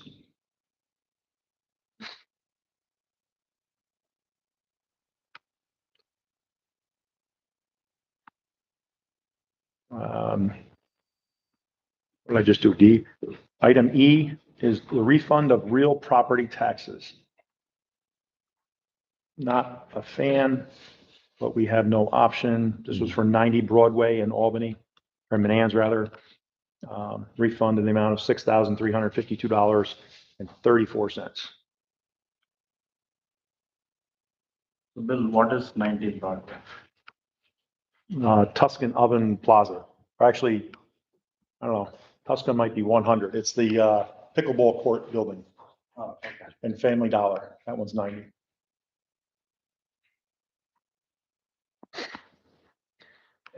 So that refund went through before the improvement. So their tax rate, they just went up, right? They got reassessed because of the improvements they made to put in the pickleball court. So next year our taxes might go up. Item F, business office, non-action items, legal notice. Has everyone had a chance to read that? Over 5 pages of legal notice. It has to do with the public hearing. Basically, the vote is on May 20th from noon to 8 in district offices. We're voting on the budget, the sale of the library, the construction and reconstruction of facilities not to exceed $6,725,000 while using $300,000 in capital reserves. There are 2 Board of Education seats up. The most votes gets the 4-year seat. The second most votes gets the remaining seats through June of 2026. The library budget is on the ballot, and the election of 1 board member from the library for a 5-year term. And any other business pursuant to education laws in New York State. That was in 5 pages. Were there any questions? Anybody have anything on that? Action items, item 6A, Business Office Action Item Treasurer's Report. Can I get a resolution, please? Be it resolved that the Board of Education of the Manans Union Free School District approve the treasurer's reports for December 2024, January 2025, and February 2025. Second. All in favor? Aye. Opposed? Resolution passes. Item B is action item disposals. Can I get a resolution, please? Be it resolved that the Board of Education of the Manans Union Free School District accept the disposals as listed. Second. All in favor? Aye. Aye. Opposed? That resolution passes. This brings us on to item 6C, action items for seeker. This is for the library sale, the State Environmental Quality Review Act, considering environmental impacts on our combined sale of the property. Could I get a resolution, please? Bill, You're gonna do it. I have to leave. So, Do you want, Yeah, Courtney, can you? yeah, sure. Thank you. Whereas Thanks, the Alonzo. Manans Union Make Free it School time. District Board of Education seeks to undertake an action for the sale of the property at 4 North Lyons Avenue, Manans, New York, 12204, including a plus or minus 2,000 square foot building that houses the Manans Public Library, associated site features, and the parcel on which the building is located. Whereas Circa, I'm not sure how to say that. Seeker, it doesn't matter. Seeker. And the regulations thereunder require the board to undertake a review of the potential environmental impacts, if any, associated with the proposed action before approving same. And whereas this proposed action is an unlisted action within the meaning of SECRA. And whereas the board, having duly served notice to all involved agencies and requested to be designated as lead agency under the SECRA for the proposed action and has received no challenges to that request. And whereas 6 NYCRR section 617.7 requires a lead agency to issue a written determination of significance with respect to any proposed unlisted action. And whereas the board has carefully considered the nature and scope of the proposed action as set forth in the short environmental assessment form as prepared by the board's consultants with respect to such action, indicating that the proposed action will not have a significant adverse impact on the environment. And whereas the board has carefully considered the nature and scope of the proposed action as set forth in the CEAF prepared with respect to such action and makes the following determinations and makes the following determinations. 1, the proposed action involves the sale of the property at 4 North Lyons Ave, Manans, New York, 12204, includes a roughly 2,000 square foot building that houses the Manans Public Library, associated site features, and the parcel on which the building is located. 2, the proposed action is classified under the SECRA as an unlisted action. 3, upon consideration of the action review of the SEAF, the criteria contained in 6 NYCRR 617.7C, and all other supporting information, and the board identifies the following relevant areas of environmental concern as set forth hereafter, and is more fully set forth in the attached finding of no significance duly adopted by the board, and analyzes whether the proposed action may have a significant adverse impact on the environment. 4, the proposed project does not involve and therefore will not result in any substantial adverse change in existing air quality, ground or surface water quality, or quantity, traffic, or noise levels, or a substantial increase in solid waste production, or a substantial increase in potential for erosion, flooding, leaching, or drainage problems.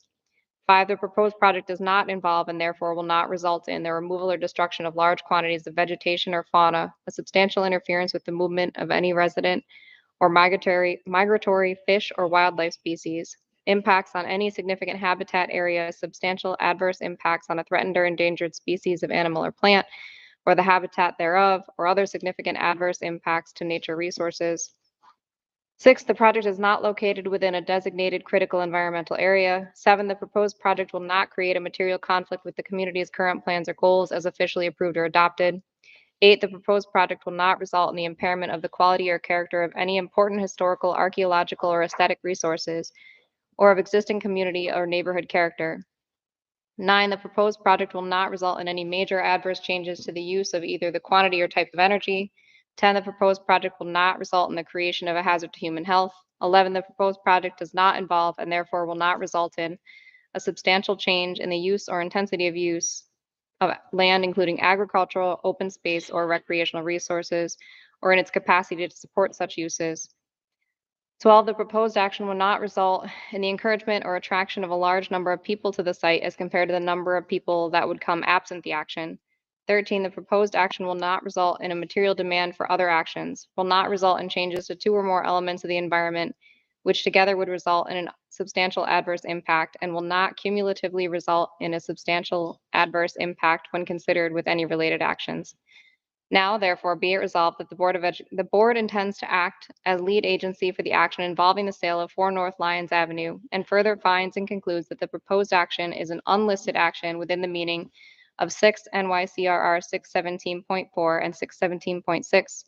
And it's further resolved that upon consideration of the foregoing, the board finds and concludes that the proposed action involving the sale of 4 North Lyons Ave will not result in any significant adverse impacts to the environment, and adopts a finding of no significance attached. And it is further resolved that the board hereby issues a negative declaration with respect to the proposed action involving the sale of 4 North Lyons Avenue. It's further resolved that a copy of this resolution shall be sent to the New York State Department of Environmental Conservation, the New York State Office of Parks, Recreation and Historic Preservation, the Town of Colony, NYS DOT, NYS Department of Education, and Albany County as involved or interested agencies. Second. Gotta love attorneys. Frank, I appreciate you for the information. Does any board member have any questions about what we just read? No, it's basically saying there's not going to be any negative environmental impact as a result of the sale, which makes sense. It's going to be used exactly the same way it's been being used for the last 40 years. Correct. There's a second. All in favor? Aye. Aye. Opposed? Trish, make sure the record reflects that Mr. Rahman had to leave the meeting. We'll go on to 6D, resolution approving the proposed purchase property and purchase and sale agreement. The attachment is a 16-page real property purchase and sale agreement. We'll just need to read the resolution, please. Whereas the Board of Education of the Menands Union Free School District Board is authorized pursuant to Education Law 405 to convey with or without consideration any school district-owned property when no longer needed to a public corporation, including a library, subject to approval by the voters of the Menands Union Free School District at an annual or special district meeting, whereas the district is the owner of certain real property and improvements located at 4 North Lyons Avenue, Menands, New York, bearing tax map number 55.5-2-19.2, and consisting of approximately 0.46 acres, more or less. The premises is, which is currently the site of the Menands Public Library. And whereas the board desires to sell the premises to the library for $1, and the library desires to purchase the premises from the district, and whereas the Board of Education has issued a negative seeker declaration with regard to the conveyance of the premises, and whereas the sale of real property to the library pursuant to Education Law 405 requires voter approval, now therefore be it resolved that upon the recommendation of the Superintendent of Schools, the Board of Education of the Menands Union Free School District hereby finds that the premises are not needed for school purposes. Be it further resolved that the Board of Education of the Menands Union Free School District hereby approves the sale of the premises to the library at the price of $1, subject to the terms and conditions of the purchase and sale agreement to be executed by the parties. Be it further resolved that the board hereby authorizes the board president to execute the purchase and sale agreement with the library for the purchase and sale of the premises at the price of $1, subject to the contingencies set forth in the agreement. And be it further resolved, subject to said contingencies, the board president is hereby authorized to execute any and all documents necessary to sell said property prior to and or at the time of closing pursuant to said purchase and sale agreement. Second. Are there any questions on this? I have one question. Yep. Perhaps I looked at the contract and maybe I didn't see where it was, but the contingency about the property reverting back to the school, if there was, I just don't know if I caught that in there, and maybe it's just can be confirmed, like, oh, somebody else saw it, or it's not important for this because it's already in the Education Law 405 that it's already a thing.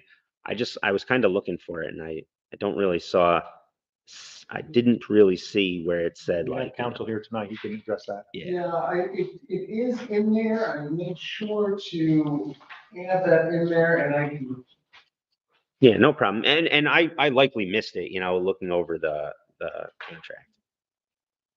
Yeah, it is in there. Yeah, sorry, it's 16 pages.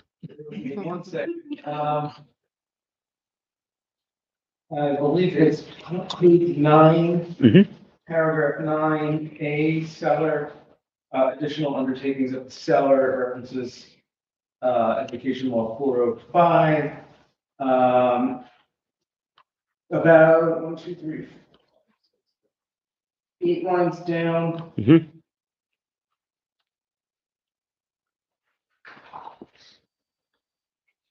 That's the referendum approval. Does reference education law 405. Mhm.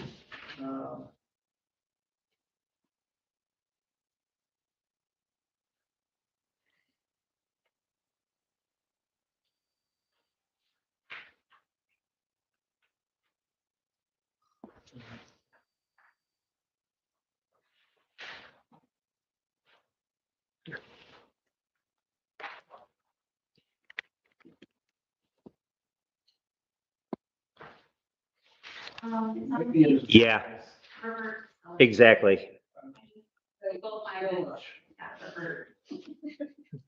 Yep. That's it. Thank you very much. I appreciate you humoring me here. I just, Back on 9. yeah. That's the paragraph. Page 9, paragraph. Yep. Mark, do we get a discount now? I put it. Thank Back you, to Audrey. Thank you, Audrey. It was in there. I knew, I really felt it was in there and I couldn't, I didn't, it just didn't register. So thank you very much. I appreciate it. Thank you. There's a second. All in favor? Aye. Aye. Aye. Opposed? That resolution passes.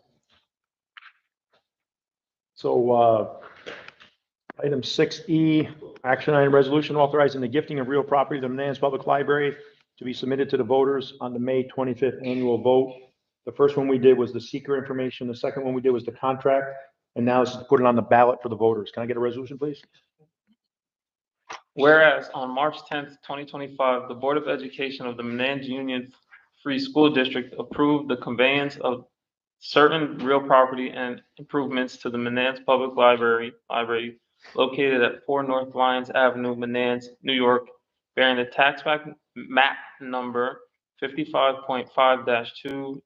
55.5-2-19.2 and consisting of approximately 4.6 acres, more or less the premise for $1, subject to the approval of the qualified voters of the district at a public referendum. And whereas on March 10th, 2025, the Board of Education approved the terms of the purchase and sale agreement for the conveyance of the premises to the library for $1, subject to the contingencies contained in the agreement, including a contingency for approval of the conveyance by the voters at a district meeting. And whereas the Board of Education desires to submit a proposition to the voters at the annual meeting to be held on May 20th, 2025, to approve the sale of the above described premises to the library for an amount not to exceed $1, provided such property continues to be used for public purposes. Now therefore it be resolved that the Board of Education of the Manans Union Free School District hereby approves the following proposition to be presented to the qualified voters of the Manans Union Free School District at the annual meeting to be held on May 20th, 2025. Proposition 1, shall the Board of Education of the Manans Union Free School District be authorized to sell to the Manans Public Library that certain real property and improvements known as 4 North Lyons Avenue, located in the village of Manans, New York, bearing tax map number 55.5-2-19.2, and having a lot size of approximately 0.46 acres, at a cost not to exceed $1, provided that such property continues to be used by the library for public purposes. Be it further resolved that the approval of the sale by the qualified voters of the district, the president of the Board of Education is hereby authorized to execute any and all documents necessary to transfer said property prior to and/or at the time of closing pursuant to said purchase and sale agreement. Second. Are there any questions on this? All in favor? Aye. Aye. Opposed? That resolution passes. You guys are in good shape. Thank you very much. Thanks.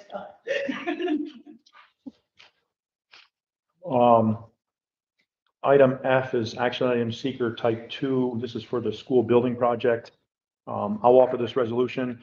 Whereas the Board of Education, the Board of the Manans Union Free School District, the school district is proposing to undertake a project. Collectively, the proposed action consisting of a construction of an approximately 3,550 square foot addition to and reconstruction, renovation, and improvement of the school district building, facilities, and site, acquisition of original furnishings, equipment, machinery, and apparatus required for the purpose for which such building, facilities, and site are to be used, and the payment of incidental expenses related thereto. And whereas the estimated maximum cost of the project is $6,725,000, and whereas the proposed action entails the construction, maintenance, repair, replacement, reconstruction, and/or rehabilitation involving no substantial changes or expansion beyond 10,000 square feet of existing structures and/or facilities.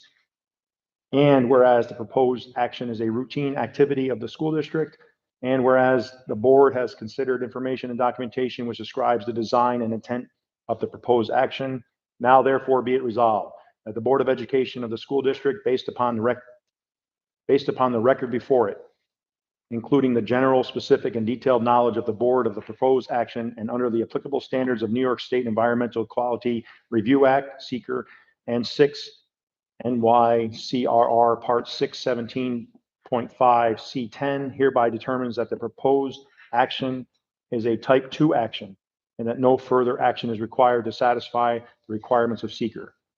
Be it further resolved that this resolution takes effect immediately. Second. Are there any questions? All in favor?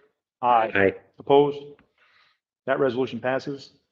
Item G, Business Office Action Item, the resolution authorizing the submission of the voters at the May 2025 annual vote of the capital project proposition. Can I get a resolution there, please? Be it resolved by the Board of Education, the Manans Union Free School District, the school district, that the following proposition be presented to the voters at the annual meeting of the school district to be held on Tuesday, May 20th, 2025. Proposition: shall the Board of Education, the Manans Union Free School District be authorized to, 1, construction of an addition to, and reconstruction, renovation, and improvement of the school district building, facilities, and site, acquire original furnishings, equipment, machinery, or apparatus required for the purpose for which such building, facilities, and site are to be used, and pay costs incidental thereto, and at a maximum aggregate cost not to exceed $6,725,000. And 2, expend such sum for such purpose, including $300,000 from the capital reserve fund. 3, levy the necessary tax theretofore to be levied and collected in annual installments in such years and in such amounts as may be determined by the Board of Education, taking into account state aid received and the amount expended from the capital reserve fund.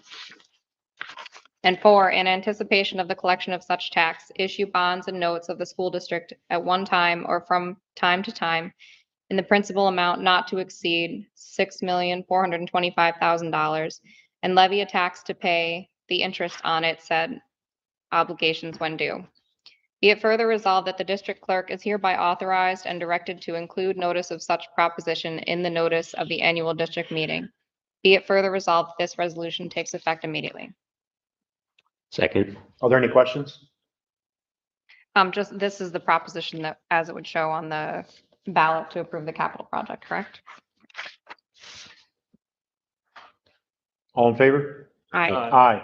Opposed? That resolution passes. Do we want to let? That's it. So we had 2 representatives from CSR here this evening that worked with us closely. They were here in case there were any questions. Thank you for being here tonight. You are more than welcome to stay. Frank, I would offer you to extend, but however, if you would like to be on your way, that'll be the end of the business piece for the items related to work being from the district. Thank you. Thanks for having me. Thank you. Thank you. Thank you. Thank you.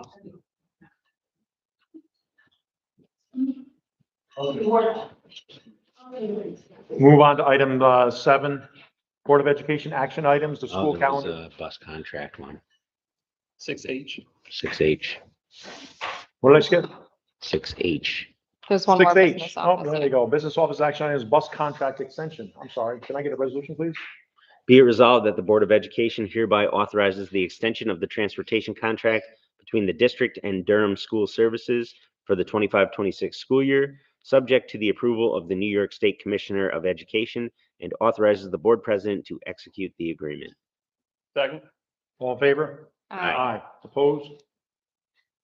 Now we'll move on to item 7A, school calendar for the 25-26 school year. Can I get a resolution, please?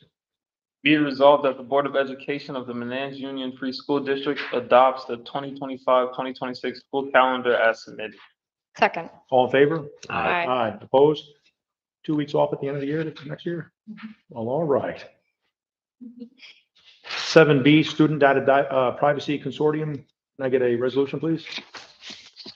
Whereas 4 BOCES, Onondaga, Cortland, Madison BOCES, Albany, Schoharie, Schenectady, Saratoga BOCES, Madison, Oneida BOCES, and Broome, Tioga BOCES have collaborated and entered into an Article 5 General Municipal Law intermunicipal arrangement for the purposes of improving vendor management and data security and privacy practices for school districts and/or BOCES statewide, known as the RIC-1 Risk Operations Center, the ROC. Whereas the Board of Education of the Manans Union Free School District, through its affiliation with a locally based regional information center, participates with the ROC and desires for the 2024-2025 fiscal year to authorize the ROC to enter into data privacy agreements and related exhibits, DPAs, with vendors and third-party contractors that include the requirements of, in compliance with New York State Education Law, Section 2D and Part 121 regulations, collectively Ed Law 2D, related to student personally identifiable information, PII, and certain teacher and principal APPR data. Whereas the ROC also partners with NICED and the Access for Learning Student Data Privacy Consortium, SDPC, the Education Cooperative, TEC, to negotiate and approve Ed Law 2D compliant DPAs, whereas the DPAs are presented to the school districts and/or BOCES for final execution and do not require the expenditure of funds beyond those budgeted. And be it resolved that the Board of Education of the Manans Union Free School District authorizes the attorneys designated by the ROC to negotiate and approve DPAs for software and/or technology resources. And be it further resolved that the Manans Union Free School District Board of Education grants the ROC and its designated attorneys the authority to negotiate the terms and conditions of DPAs and take such actions so as to effectuate the purposes and intent of this resolution. Second. All in favor? Aye. Aye. Opposed? Resolution passes. 8A is the first reading of policies. Can I get a resolution, please? Be it resolved that the Board of Education of the Manans Union Free School District, upon the recommendation of the Policy Committee, approve the first readings of the following policies A through B as listed. Second. All in favor? Aye. Aye. Opposed? Resolution passes. 8B is the final reading of policies. Can I get a resolution, please? Be it resolved that the Board of Education of the Manans Union Free School District, upon the recommendation of the Policy Committee, approve the final readings of the following policies A through C as listed. Second, there were not any changes between the first and second readings of. Does anybody have any questions on the final policy readings? All in favor? Aye. Opposed? Resolution passes. Move on to personnel matters. 9A, letter of resignation. Can I get a resolution, please? Be it resolved that the Board of Education of the Manans Union Free School District accept the letter of resignation effective close of business March 14th, 2025 for Samantha Hall. Second. All in favor? Aye. Aye. Opposed? Resolution passes. We thank Ms. Hall for her service. Is there anything you want to add? No, I just said I would thank Mrs. Hall for the work that she's done with our students over the last 3.5 years. She's had the ability to work with several classes and it's done some incredible work over the last couple of years. We certainly wish her the best as she moves forward. Great, thank you. 9B is another letter of resignation. Can I get a resolution, please? Be it resolved, the Board of Education of the Manans Union Free School District accept the letter of resignation effective close of business February 13th, 2025 for Jaden Crump Thompson. Second. All in favor? Aye. Aye. Opposed? Resolution passes. Thank Jaden for the service. C is a resignation for purposes of reassignment. Can I get a resolution, please? Be it resolved, the Board of Education of the Manans Union Free School District accepts the letter of resignation for purposes of reassignment effective close of business March 10th, 2025 for Sean Slaughter. Second. All in favor? Aye. Aye. Opposed? Resolution passes. 9D is a personnel agenda. Can I get a resolution, please? Be it resolved that the Board of Education of the Manans Union Free School District approves the updated personnel agenda item as attached. Second. All in favor? Aye. Aye. Opposed? Resolution passes. 9E, other appointments. Can I get a resolution, please? Be it resolved that upon the recommendation of the superintendent of schools, the Board of Education of the Manans Union Free School District hereby approves the following individual to carry out the appointment outlined below for the remainder of the 24-25 school year. Second. Before you vote, I was just told that this was actually supposed to be Rebecca Wilkers. Are you guys comfortable with that amendment to it? And you'd like to go on to the next? Is there anything you can provide on that, or? Well, yeah, figure. 9E. So Rebecca, is the person who handles our accounts payable.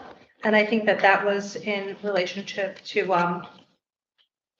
Mrs. Mentaplate was doing that role for us. Mhm. And then when she had moved on, Tina replaced her, but we have shifted some responsibilities.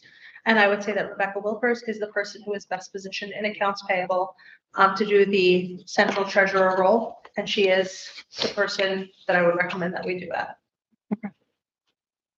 Does anybody have any other questions or anything? We'll go with the resolution, just change the name. Yes. Is there a second? Did we hear a second? Yeah, second. All in favor? Aye. Aye. Opposed? Resolution passes with the changes noted. 9F, unpaid leave of absence. Can I get a resolution, please? Be it resolved that the Board of Education of the Manans Union Free School District approve the unpaid leave request for Kathleen Nersessian from April 21st, 2025 through June 26th, 2025, and September 2nd, 2025 through November 28th, 2025. Second. All in favor? Aye. Opposed? Resolution passes. Congratulations, Mrs. Nersessian. I would add in that, Mrs. Nersessian is eligible to use sick time for a portion of her leave based on whatever her medical needs are at the time. So there will be a portion of it that is unpaid, then she'll move it, or paid, then she'll move it to FMLA, but she is requesting from the board additional time, which she can be afforded through our contract to be home. Okay, perfect. Thank you. Item G is policy committee appointment. Can I get a resolution, please? Be it resolved that upon the recommendation of the superintendent of schools, the Board of Education of the Manans Union Free School District hereby appoints the following individual to the policy committee for the remainder of the 2024-25 school year. Trista Deem. Second. All in favor? Aye. Aye. Opposed? Resolution passes. Superintendent program recommendations, 10A, CSE, CPSE recommendations. Can I get a resolution, please?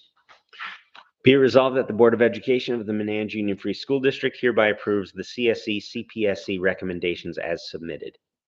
Second. All in favor? Aye. Aye. Opposed? That resolution passes.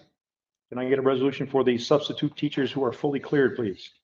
Be it resolved that the Board of Education of the Manans Union Free School District approves the substitute teachers for the 2024-2025 school year A through H as listed. Second. All in favor? Aye. Aye. Opposed? That resolution passes. We'll move on to student matters 11A enrollment update. The total enrollment for the 2024-2025 school year to date is 306. That's a healthy number. We like that. 12A administrative updates, principals comments. Mrs. Wiley.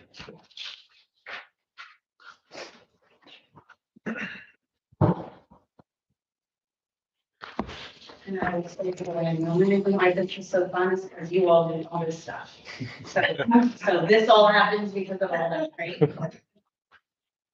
So just kind of just wanted to spend a minute just talking about our LEAP program, which the officers have been pushing into the classrooms and expanding.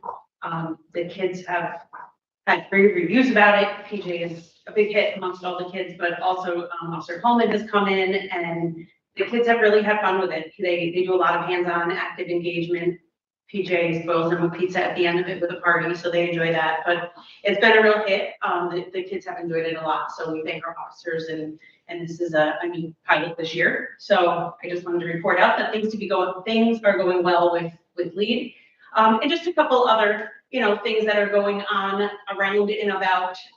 Right here is our core coach who comes about bi-monthly. She comes from our core, which is our ELA curriculum, and she comes to coach our teachers. She does walkthroughs with administrative staff, gives feedback to the teachers. Tomorrow, Wednesday and Thursday, she's coming and she's going to be planning units with teachers. So we have enjoyed having her here. We learn a lot from her, and that support through a new curriculum has been really important. And just some other odds and ends, throughout our day of teachers engaged with kids and doing the stuff that you all work so hard here to make happen. Our Black History Month was a month-long celebration. We did a variety of things all month. This was our Spirit Week. So we had a variety of different days. Each day of the week was in celebration of a different person.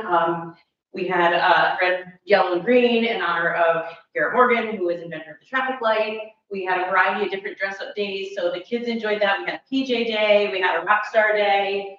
Here's Audrey, and a friend has dressed up as rock stars. Miss Vandenberg was a rock star. So we had PJ day for Martin Luther King Jr. Day.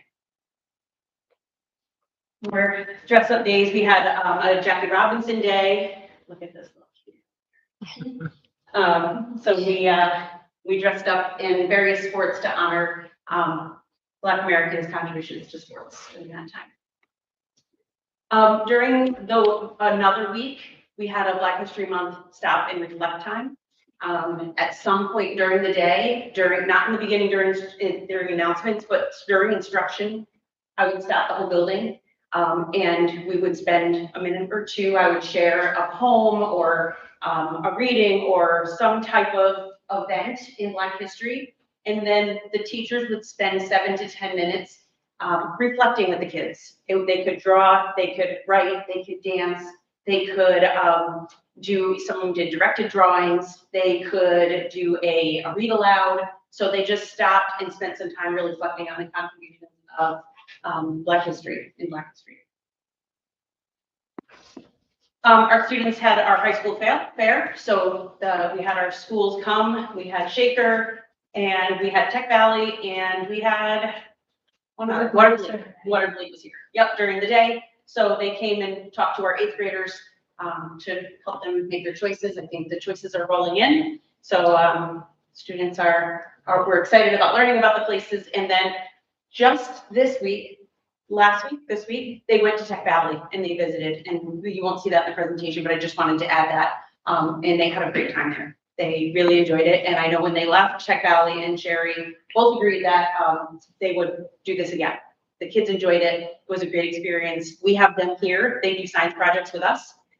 So it's been this really great relationship. So thank you, Ms. Vandenberg, for putting that together and putting this fair together. We had a movie day in February because all of our middle school classes have read, 5 through 8 have read the book Out of My Mind. It just came out on Disney Plus. So we darkened the cafeteria and had a movie day right before break. So all the students who had read that book all the way through were able to kind of watch the movie of that book and had a great time doing that. We gotta skip this slide. So I'm just gonna say, since we're talking about pre-K, I already told Jen, one of the line items will be 6'5" with a wingspan pre-K teacher. So, yeah, so it was a close one. It was a great game. We had so much fun. It couldn't have been a better game, right, Mr. Nevins? I mean, if it was 1 point to 2, it probably would have been a little better for me, but we got over it. It was really good. So the kids had fun. The building was jam-packed and everyone was excited what a great day. So thank you for putting that together and working with the kids and getting them all hyped. So the background is it too, for like a couple of weeks, during the announcements, I was sending these messages to the teachers, like about practicing. And I was like, okay, I sent you guys out your sprints. Teachers, we need to get on it. Tomorrow morning, we're practicing at 4:30 a.m. I was doing some of the announcements every day. We weren't practicing literally at all, but the kids got all excited. So they started practicing outside. And then they started asking for gym time because they swore we were practicing. Don't tell them we weren't practicing. They were really excited. So it was fun. We had so much fun, the build up to it and the game itself. Awesome. Yeah. What a great tradition. So.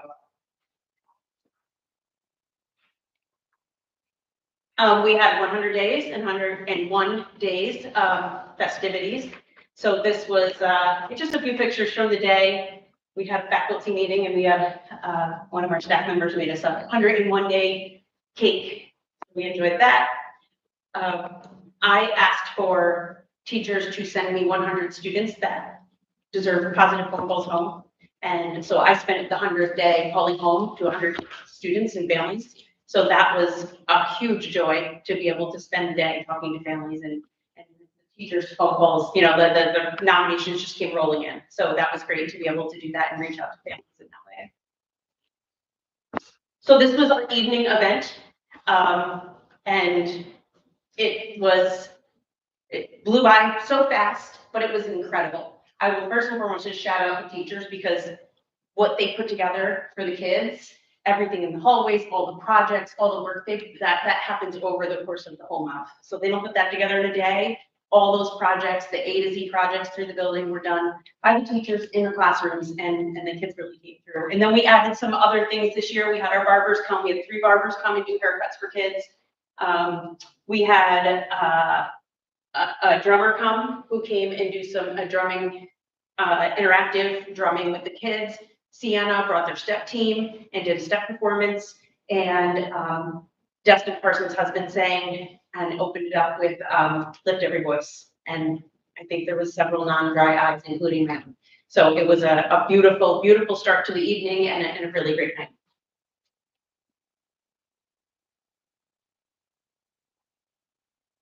So Responsive Classroom sent this young woman here to our building to see how Responsive Classroom is done in a building. So it was a really proud moment for us as a building because they sent somebody who's fairly new to Responsive Classroom, and they were looking for a place to see Responsive Classroom in action and see classrooms that are doing it.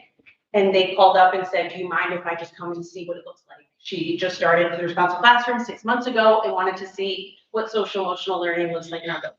So she just took a tour of the building, saw teachers interacting with kids, had lots of questions about it. So I was really proud to show up our teachers and all they do around Responsive Classroom. And it was easy to do because it's just kind of who we are. So glad Responsive Classroom came, and thank you to the teachers for letting us in the classrooms. We had Zuzu Acrobatics. They were part of our Black History Month celebration, but due to some issues, they got moved a little bit into March, so they just came recently. This is a fan favorite. The kids love Zuzu. They do these crazy acrobatic things, you know, that you can only imagine, but the kids enjoy it. And it's hard to sometimes find K-8 things. It's really hard to find something that you can put in front of all kids, 4 years old, all the way through. And every kid loved it. So they had a really great time. Yeah, I mean, I wouldn't even know how that works. But the kids were, you know, glued to it. So just some events coming up. Kindergarten information night is this week. So we will be online virtually greeting kindergarten parents. Tricia and I and the kindergarten teachers will be on answering questions. I invite anyone to jump on, ask questions about registration, about kindergarten day. The teachers will be there to answer questions as well. The 14th, we have Superintendent's Day. We're going to be working on a couple of things, including furthering our restorative justice learning. So we'll spend a good portion of the day doing that. Our Beauty and the Beast performance is coming up. We are working hard. Trisha's no joke. She runs a tight ship, and we are going to be ready to go. PTA flower sale, trimester 2. What else do we got going on? Report cards. I can't even believe it's trimester is ending. What else? Pre-K information night. Trish already talked about PTA Spring Fest. day for break.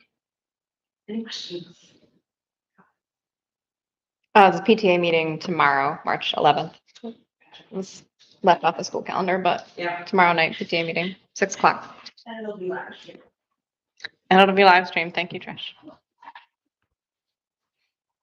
Is the Manans News exciting news? Is this something that was put together? How did this work? So that is by our newspaper club, Ms. Kattini runs that.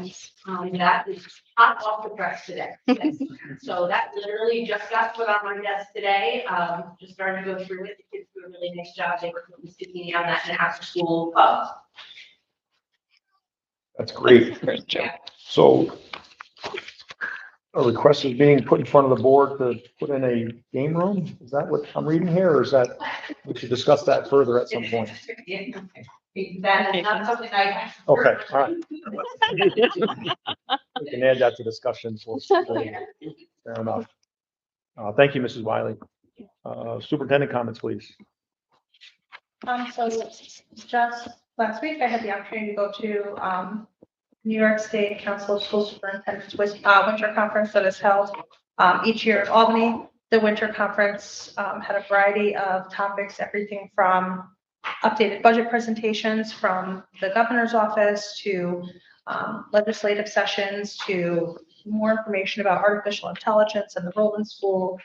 They do a nice job offering a wide variety of, conference topics from social emotional learning to curriculum. So being able to go learn amongst colleagues, hear what people are doing across the state. There's 709 districts, and I would say probably about 500 superintendents show up.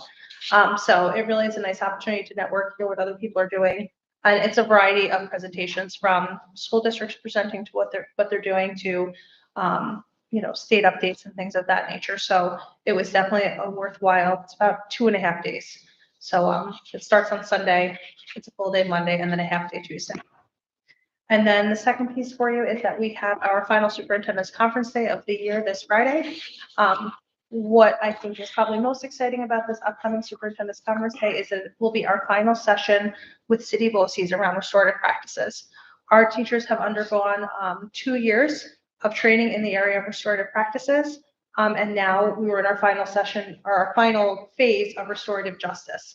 All of our teachers have had a base level professional development experience, with some of our teachers and staff members that will do the tier 3 circles, really the problem solving circles, having an additional layer of training.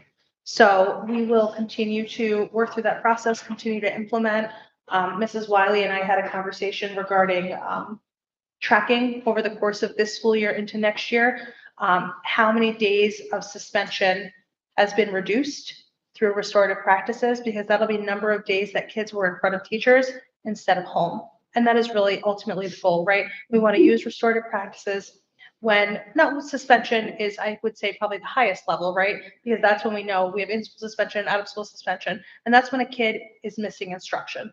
That is when a kid is separated and segregated from their classmates, and those are the times where we really want to employ restorative practices to help the kid learn, to grow, make repairs, fix the harm that was inflicted so that they can get back to learning. We can't force children to engage in restorative practices. I think though kids want to, kids want to learn. Innately, they want to learn, they want to do better, and this gives them an opportunity to do so. So we will keep track of some of that data and be able to report to the board that through these practices, one, have we been able to reduce suspensions, meaning incidents? And then 2, have we been able to reduce the number of days that kids are not in front of teachers? Yeah. Great. Thank you. All set? Yeah. Appreciate that. Thank you very much, Ms. Canavo.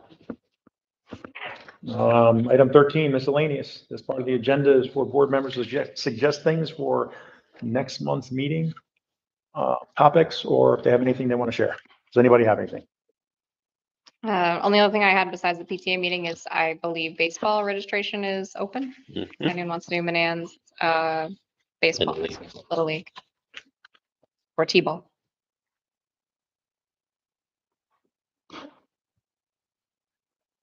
That's all I had. I got a boatload of stuff. A few months ago, we discussed getting the board members numbers of students versus percentage of students on assessments. That's something, I know we're in the middle of budget, but is that something we could take a look at our next meeting or next month meeting? So not our next meeting, it's the end of the month. I concur with Mrs. Wiley on her assessment of the February 14th, 8th grade versus staff game. It was great. There were approximately 15 8th graders that participated, boys and girls. In the past, traditionally, it's been boys, very hard to have the girls participate, and I'm very, very grateful that they did, because some of those girls had really great defense. I'm honored to be able to do that. It's been a great thing here for, I don't know, 6, 7 years. We've been doing that now. It's a great thing to see. I was very impressed with the amount of teachers that participated.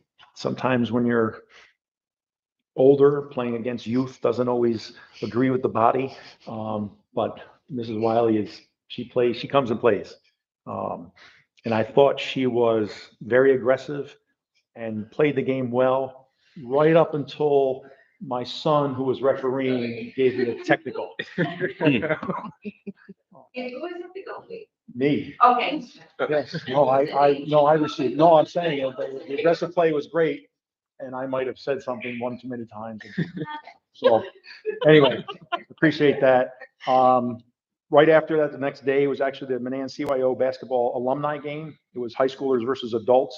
I had the privilege of coaching that high school team also, and we won that game also. I was able to attend on the 27th, the Black History Month evening celebration.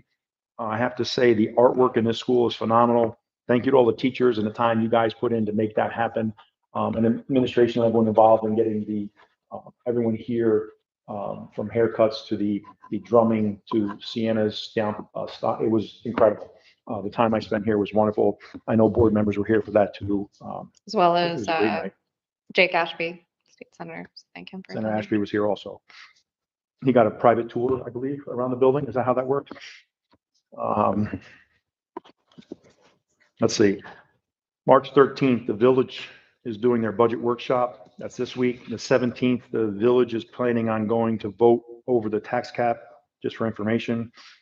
I understand Albany County has started a consortium for health coverage, CDPHP. Is that something we can look into and possibly get into and possibly reduce our health insurance costs? So we met with Albany County, Okay. and we are in the process of seeing what their rates are, how they compare to our rates, and do we have the ability to enter? So there's a challenge that we face with consortiums, being our size, and if we're able to enter. So we are looking into that from a legal perspective. There's another organization that schools often, or another consortium that many schools enter called CASHIC. We are unable to get into that consortium because of the difference between being 50 and 100 employees, small or large group. Right. So we have met with them. Okay. We're trying to get some information, and, we'll continue to look for ways to decrease health costs, but being between the 50 and 100 may prove to Isn't that who exclude us. consortium should be for? Shouldn't they be And for that's smaller districts that don't have enough to have their own health insurance plans? Okay. Yes. Yep. That's it. When that is our frustration. Yeah. So Well, if the Albany County thing happens, it was my understanding it was open for everyone in the county, but if they have restrictions also, then so be it, but something to look into. I appreciate the effort on that too. I did receive a letter from NYSBA, New York State School Boards Associations, encouraging a board retreat, which helps board members with communication styles, strengths, and areas of improvement, enhancing our board superintendent relations. We should probably discuss at some point putting something on the calendar, especially new board members who have never been to a retreat before. They go over a lot of information that can be shared, so that might be something we should look into and plan on the books. If we're going to, it might make sense to do it after the election, just After the so. elections, 100%. They don't happen overnight anyway, so a couple Right. months of planning, right? Yep. It's my understanding we have a board meeting and a budget workshop scheduled for March 24th. Is that still on the book? Are we still good for that? yes. The BOCES annual dinner meeting is April 19th. If you haven't signed up already for that, you should sign up for it. April 9th, April 9th. not 9th. 19th. Did I say 19th? Yep. I should read with my glasses on, see what it says. Oh, no, I put 19th down. That's wrong. The 9th? Yep. Thank you. Send your stuff to Trish if you want to attend that meeting. And our meeting in April is on the 23rd. It's not on the second Tuesday. It's to coincide with the BOCES vote. Just for everyone's calendar events. The meeting that we have at the end of the month, are we doing that just as a budget workshop? Or are we doing that as a regular meeting? No, we will do it as a regular meeting. Okay. We will advertise it as a regular meeting and add the budget workshop into the meeting. I think moving forward, all those budget workshops will be board meetings and we'll advertise them as such, but it'll be budget information. So then we can all provide information and talk about things because we're being asked what to do. And we need to be able to make it public and not, public. In a properly convened session. Thank you. There you go. I'll go with that. Anyone Per else have Robert's anything Rules else? of Order and open Rules meetings of law. order, all that stuff. Yeah. Public comment. There's some things I'm supposed to read. During public comment sessions, members of the community may address the board on agenda and non-agenda items. The board president may limit the remarks of individual speakers to a reasonable time. Speakers must identify themselves on a topic on which they would like to make remarks. Does anybody have anything? Is there anyone online with anything? No. I do not have anything for executive session, and any board member has anything they want to bring up? Ms. Canavo, anything for executive? No, no. We are done. Can I get a motion to adjourn, please? I will make a motion to adjourn. Second. All in favor? Aye. Aye. Opposed? You're adjourned. Thank you, everybody, for being here tonight. Cool.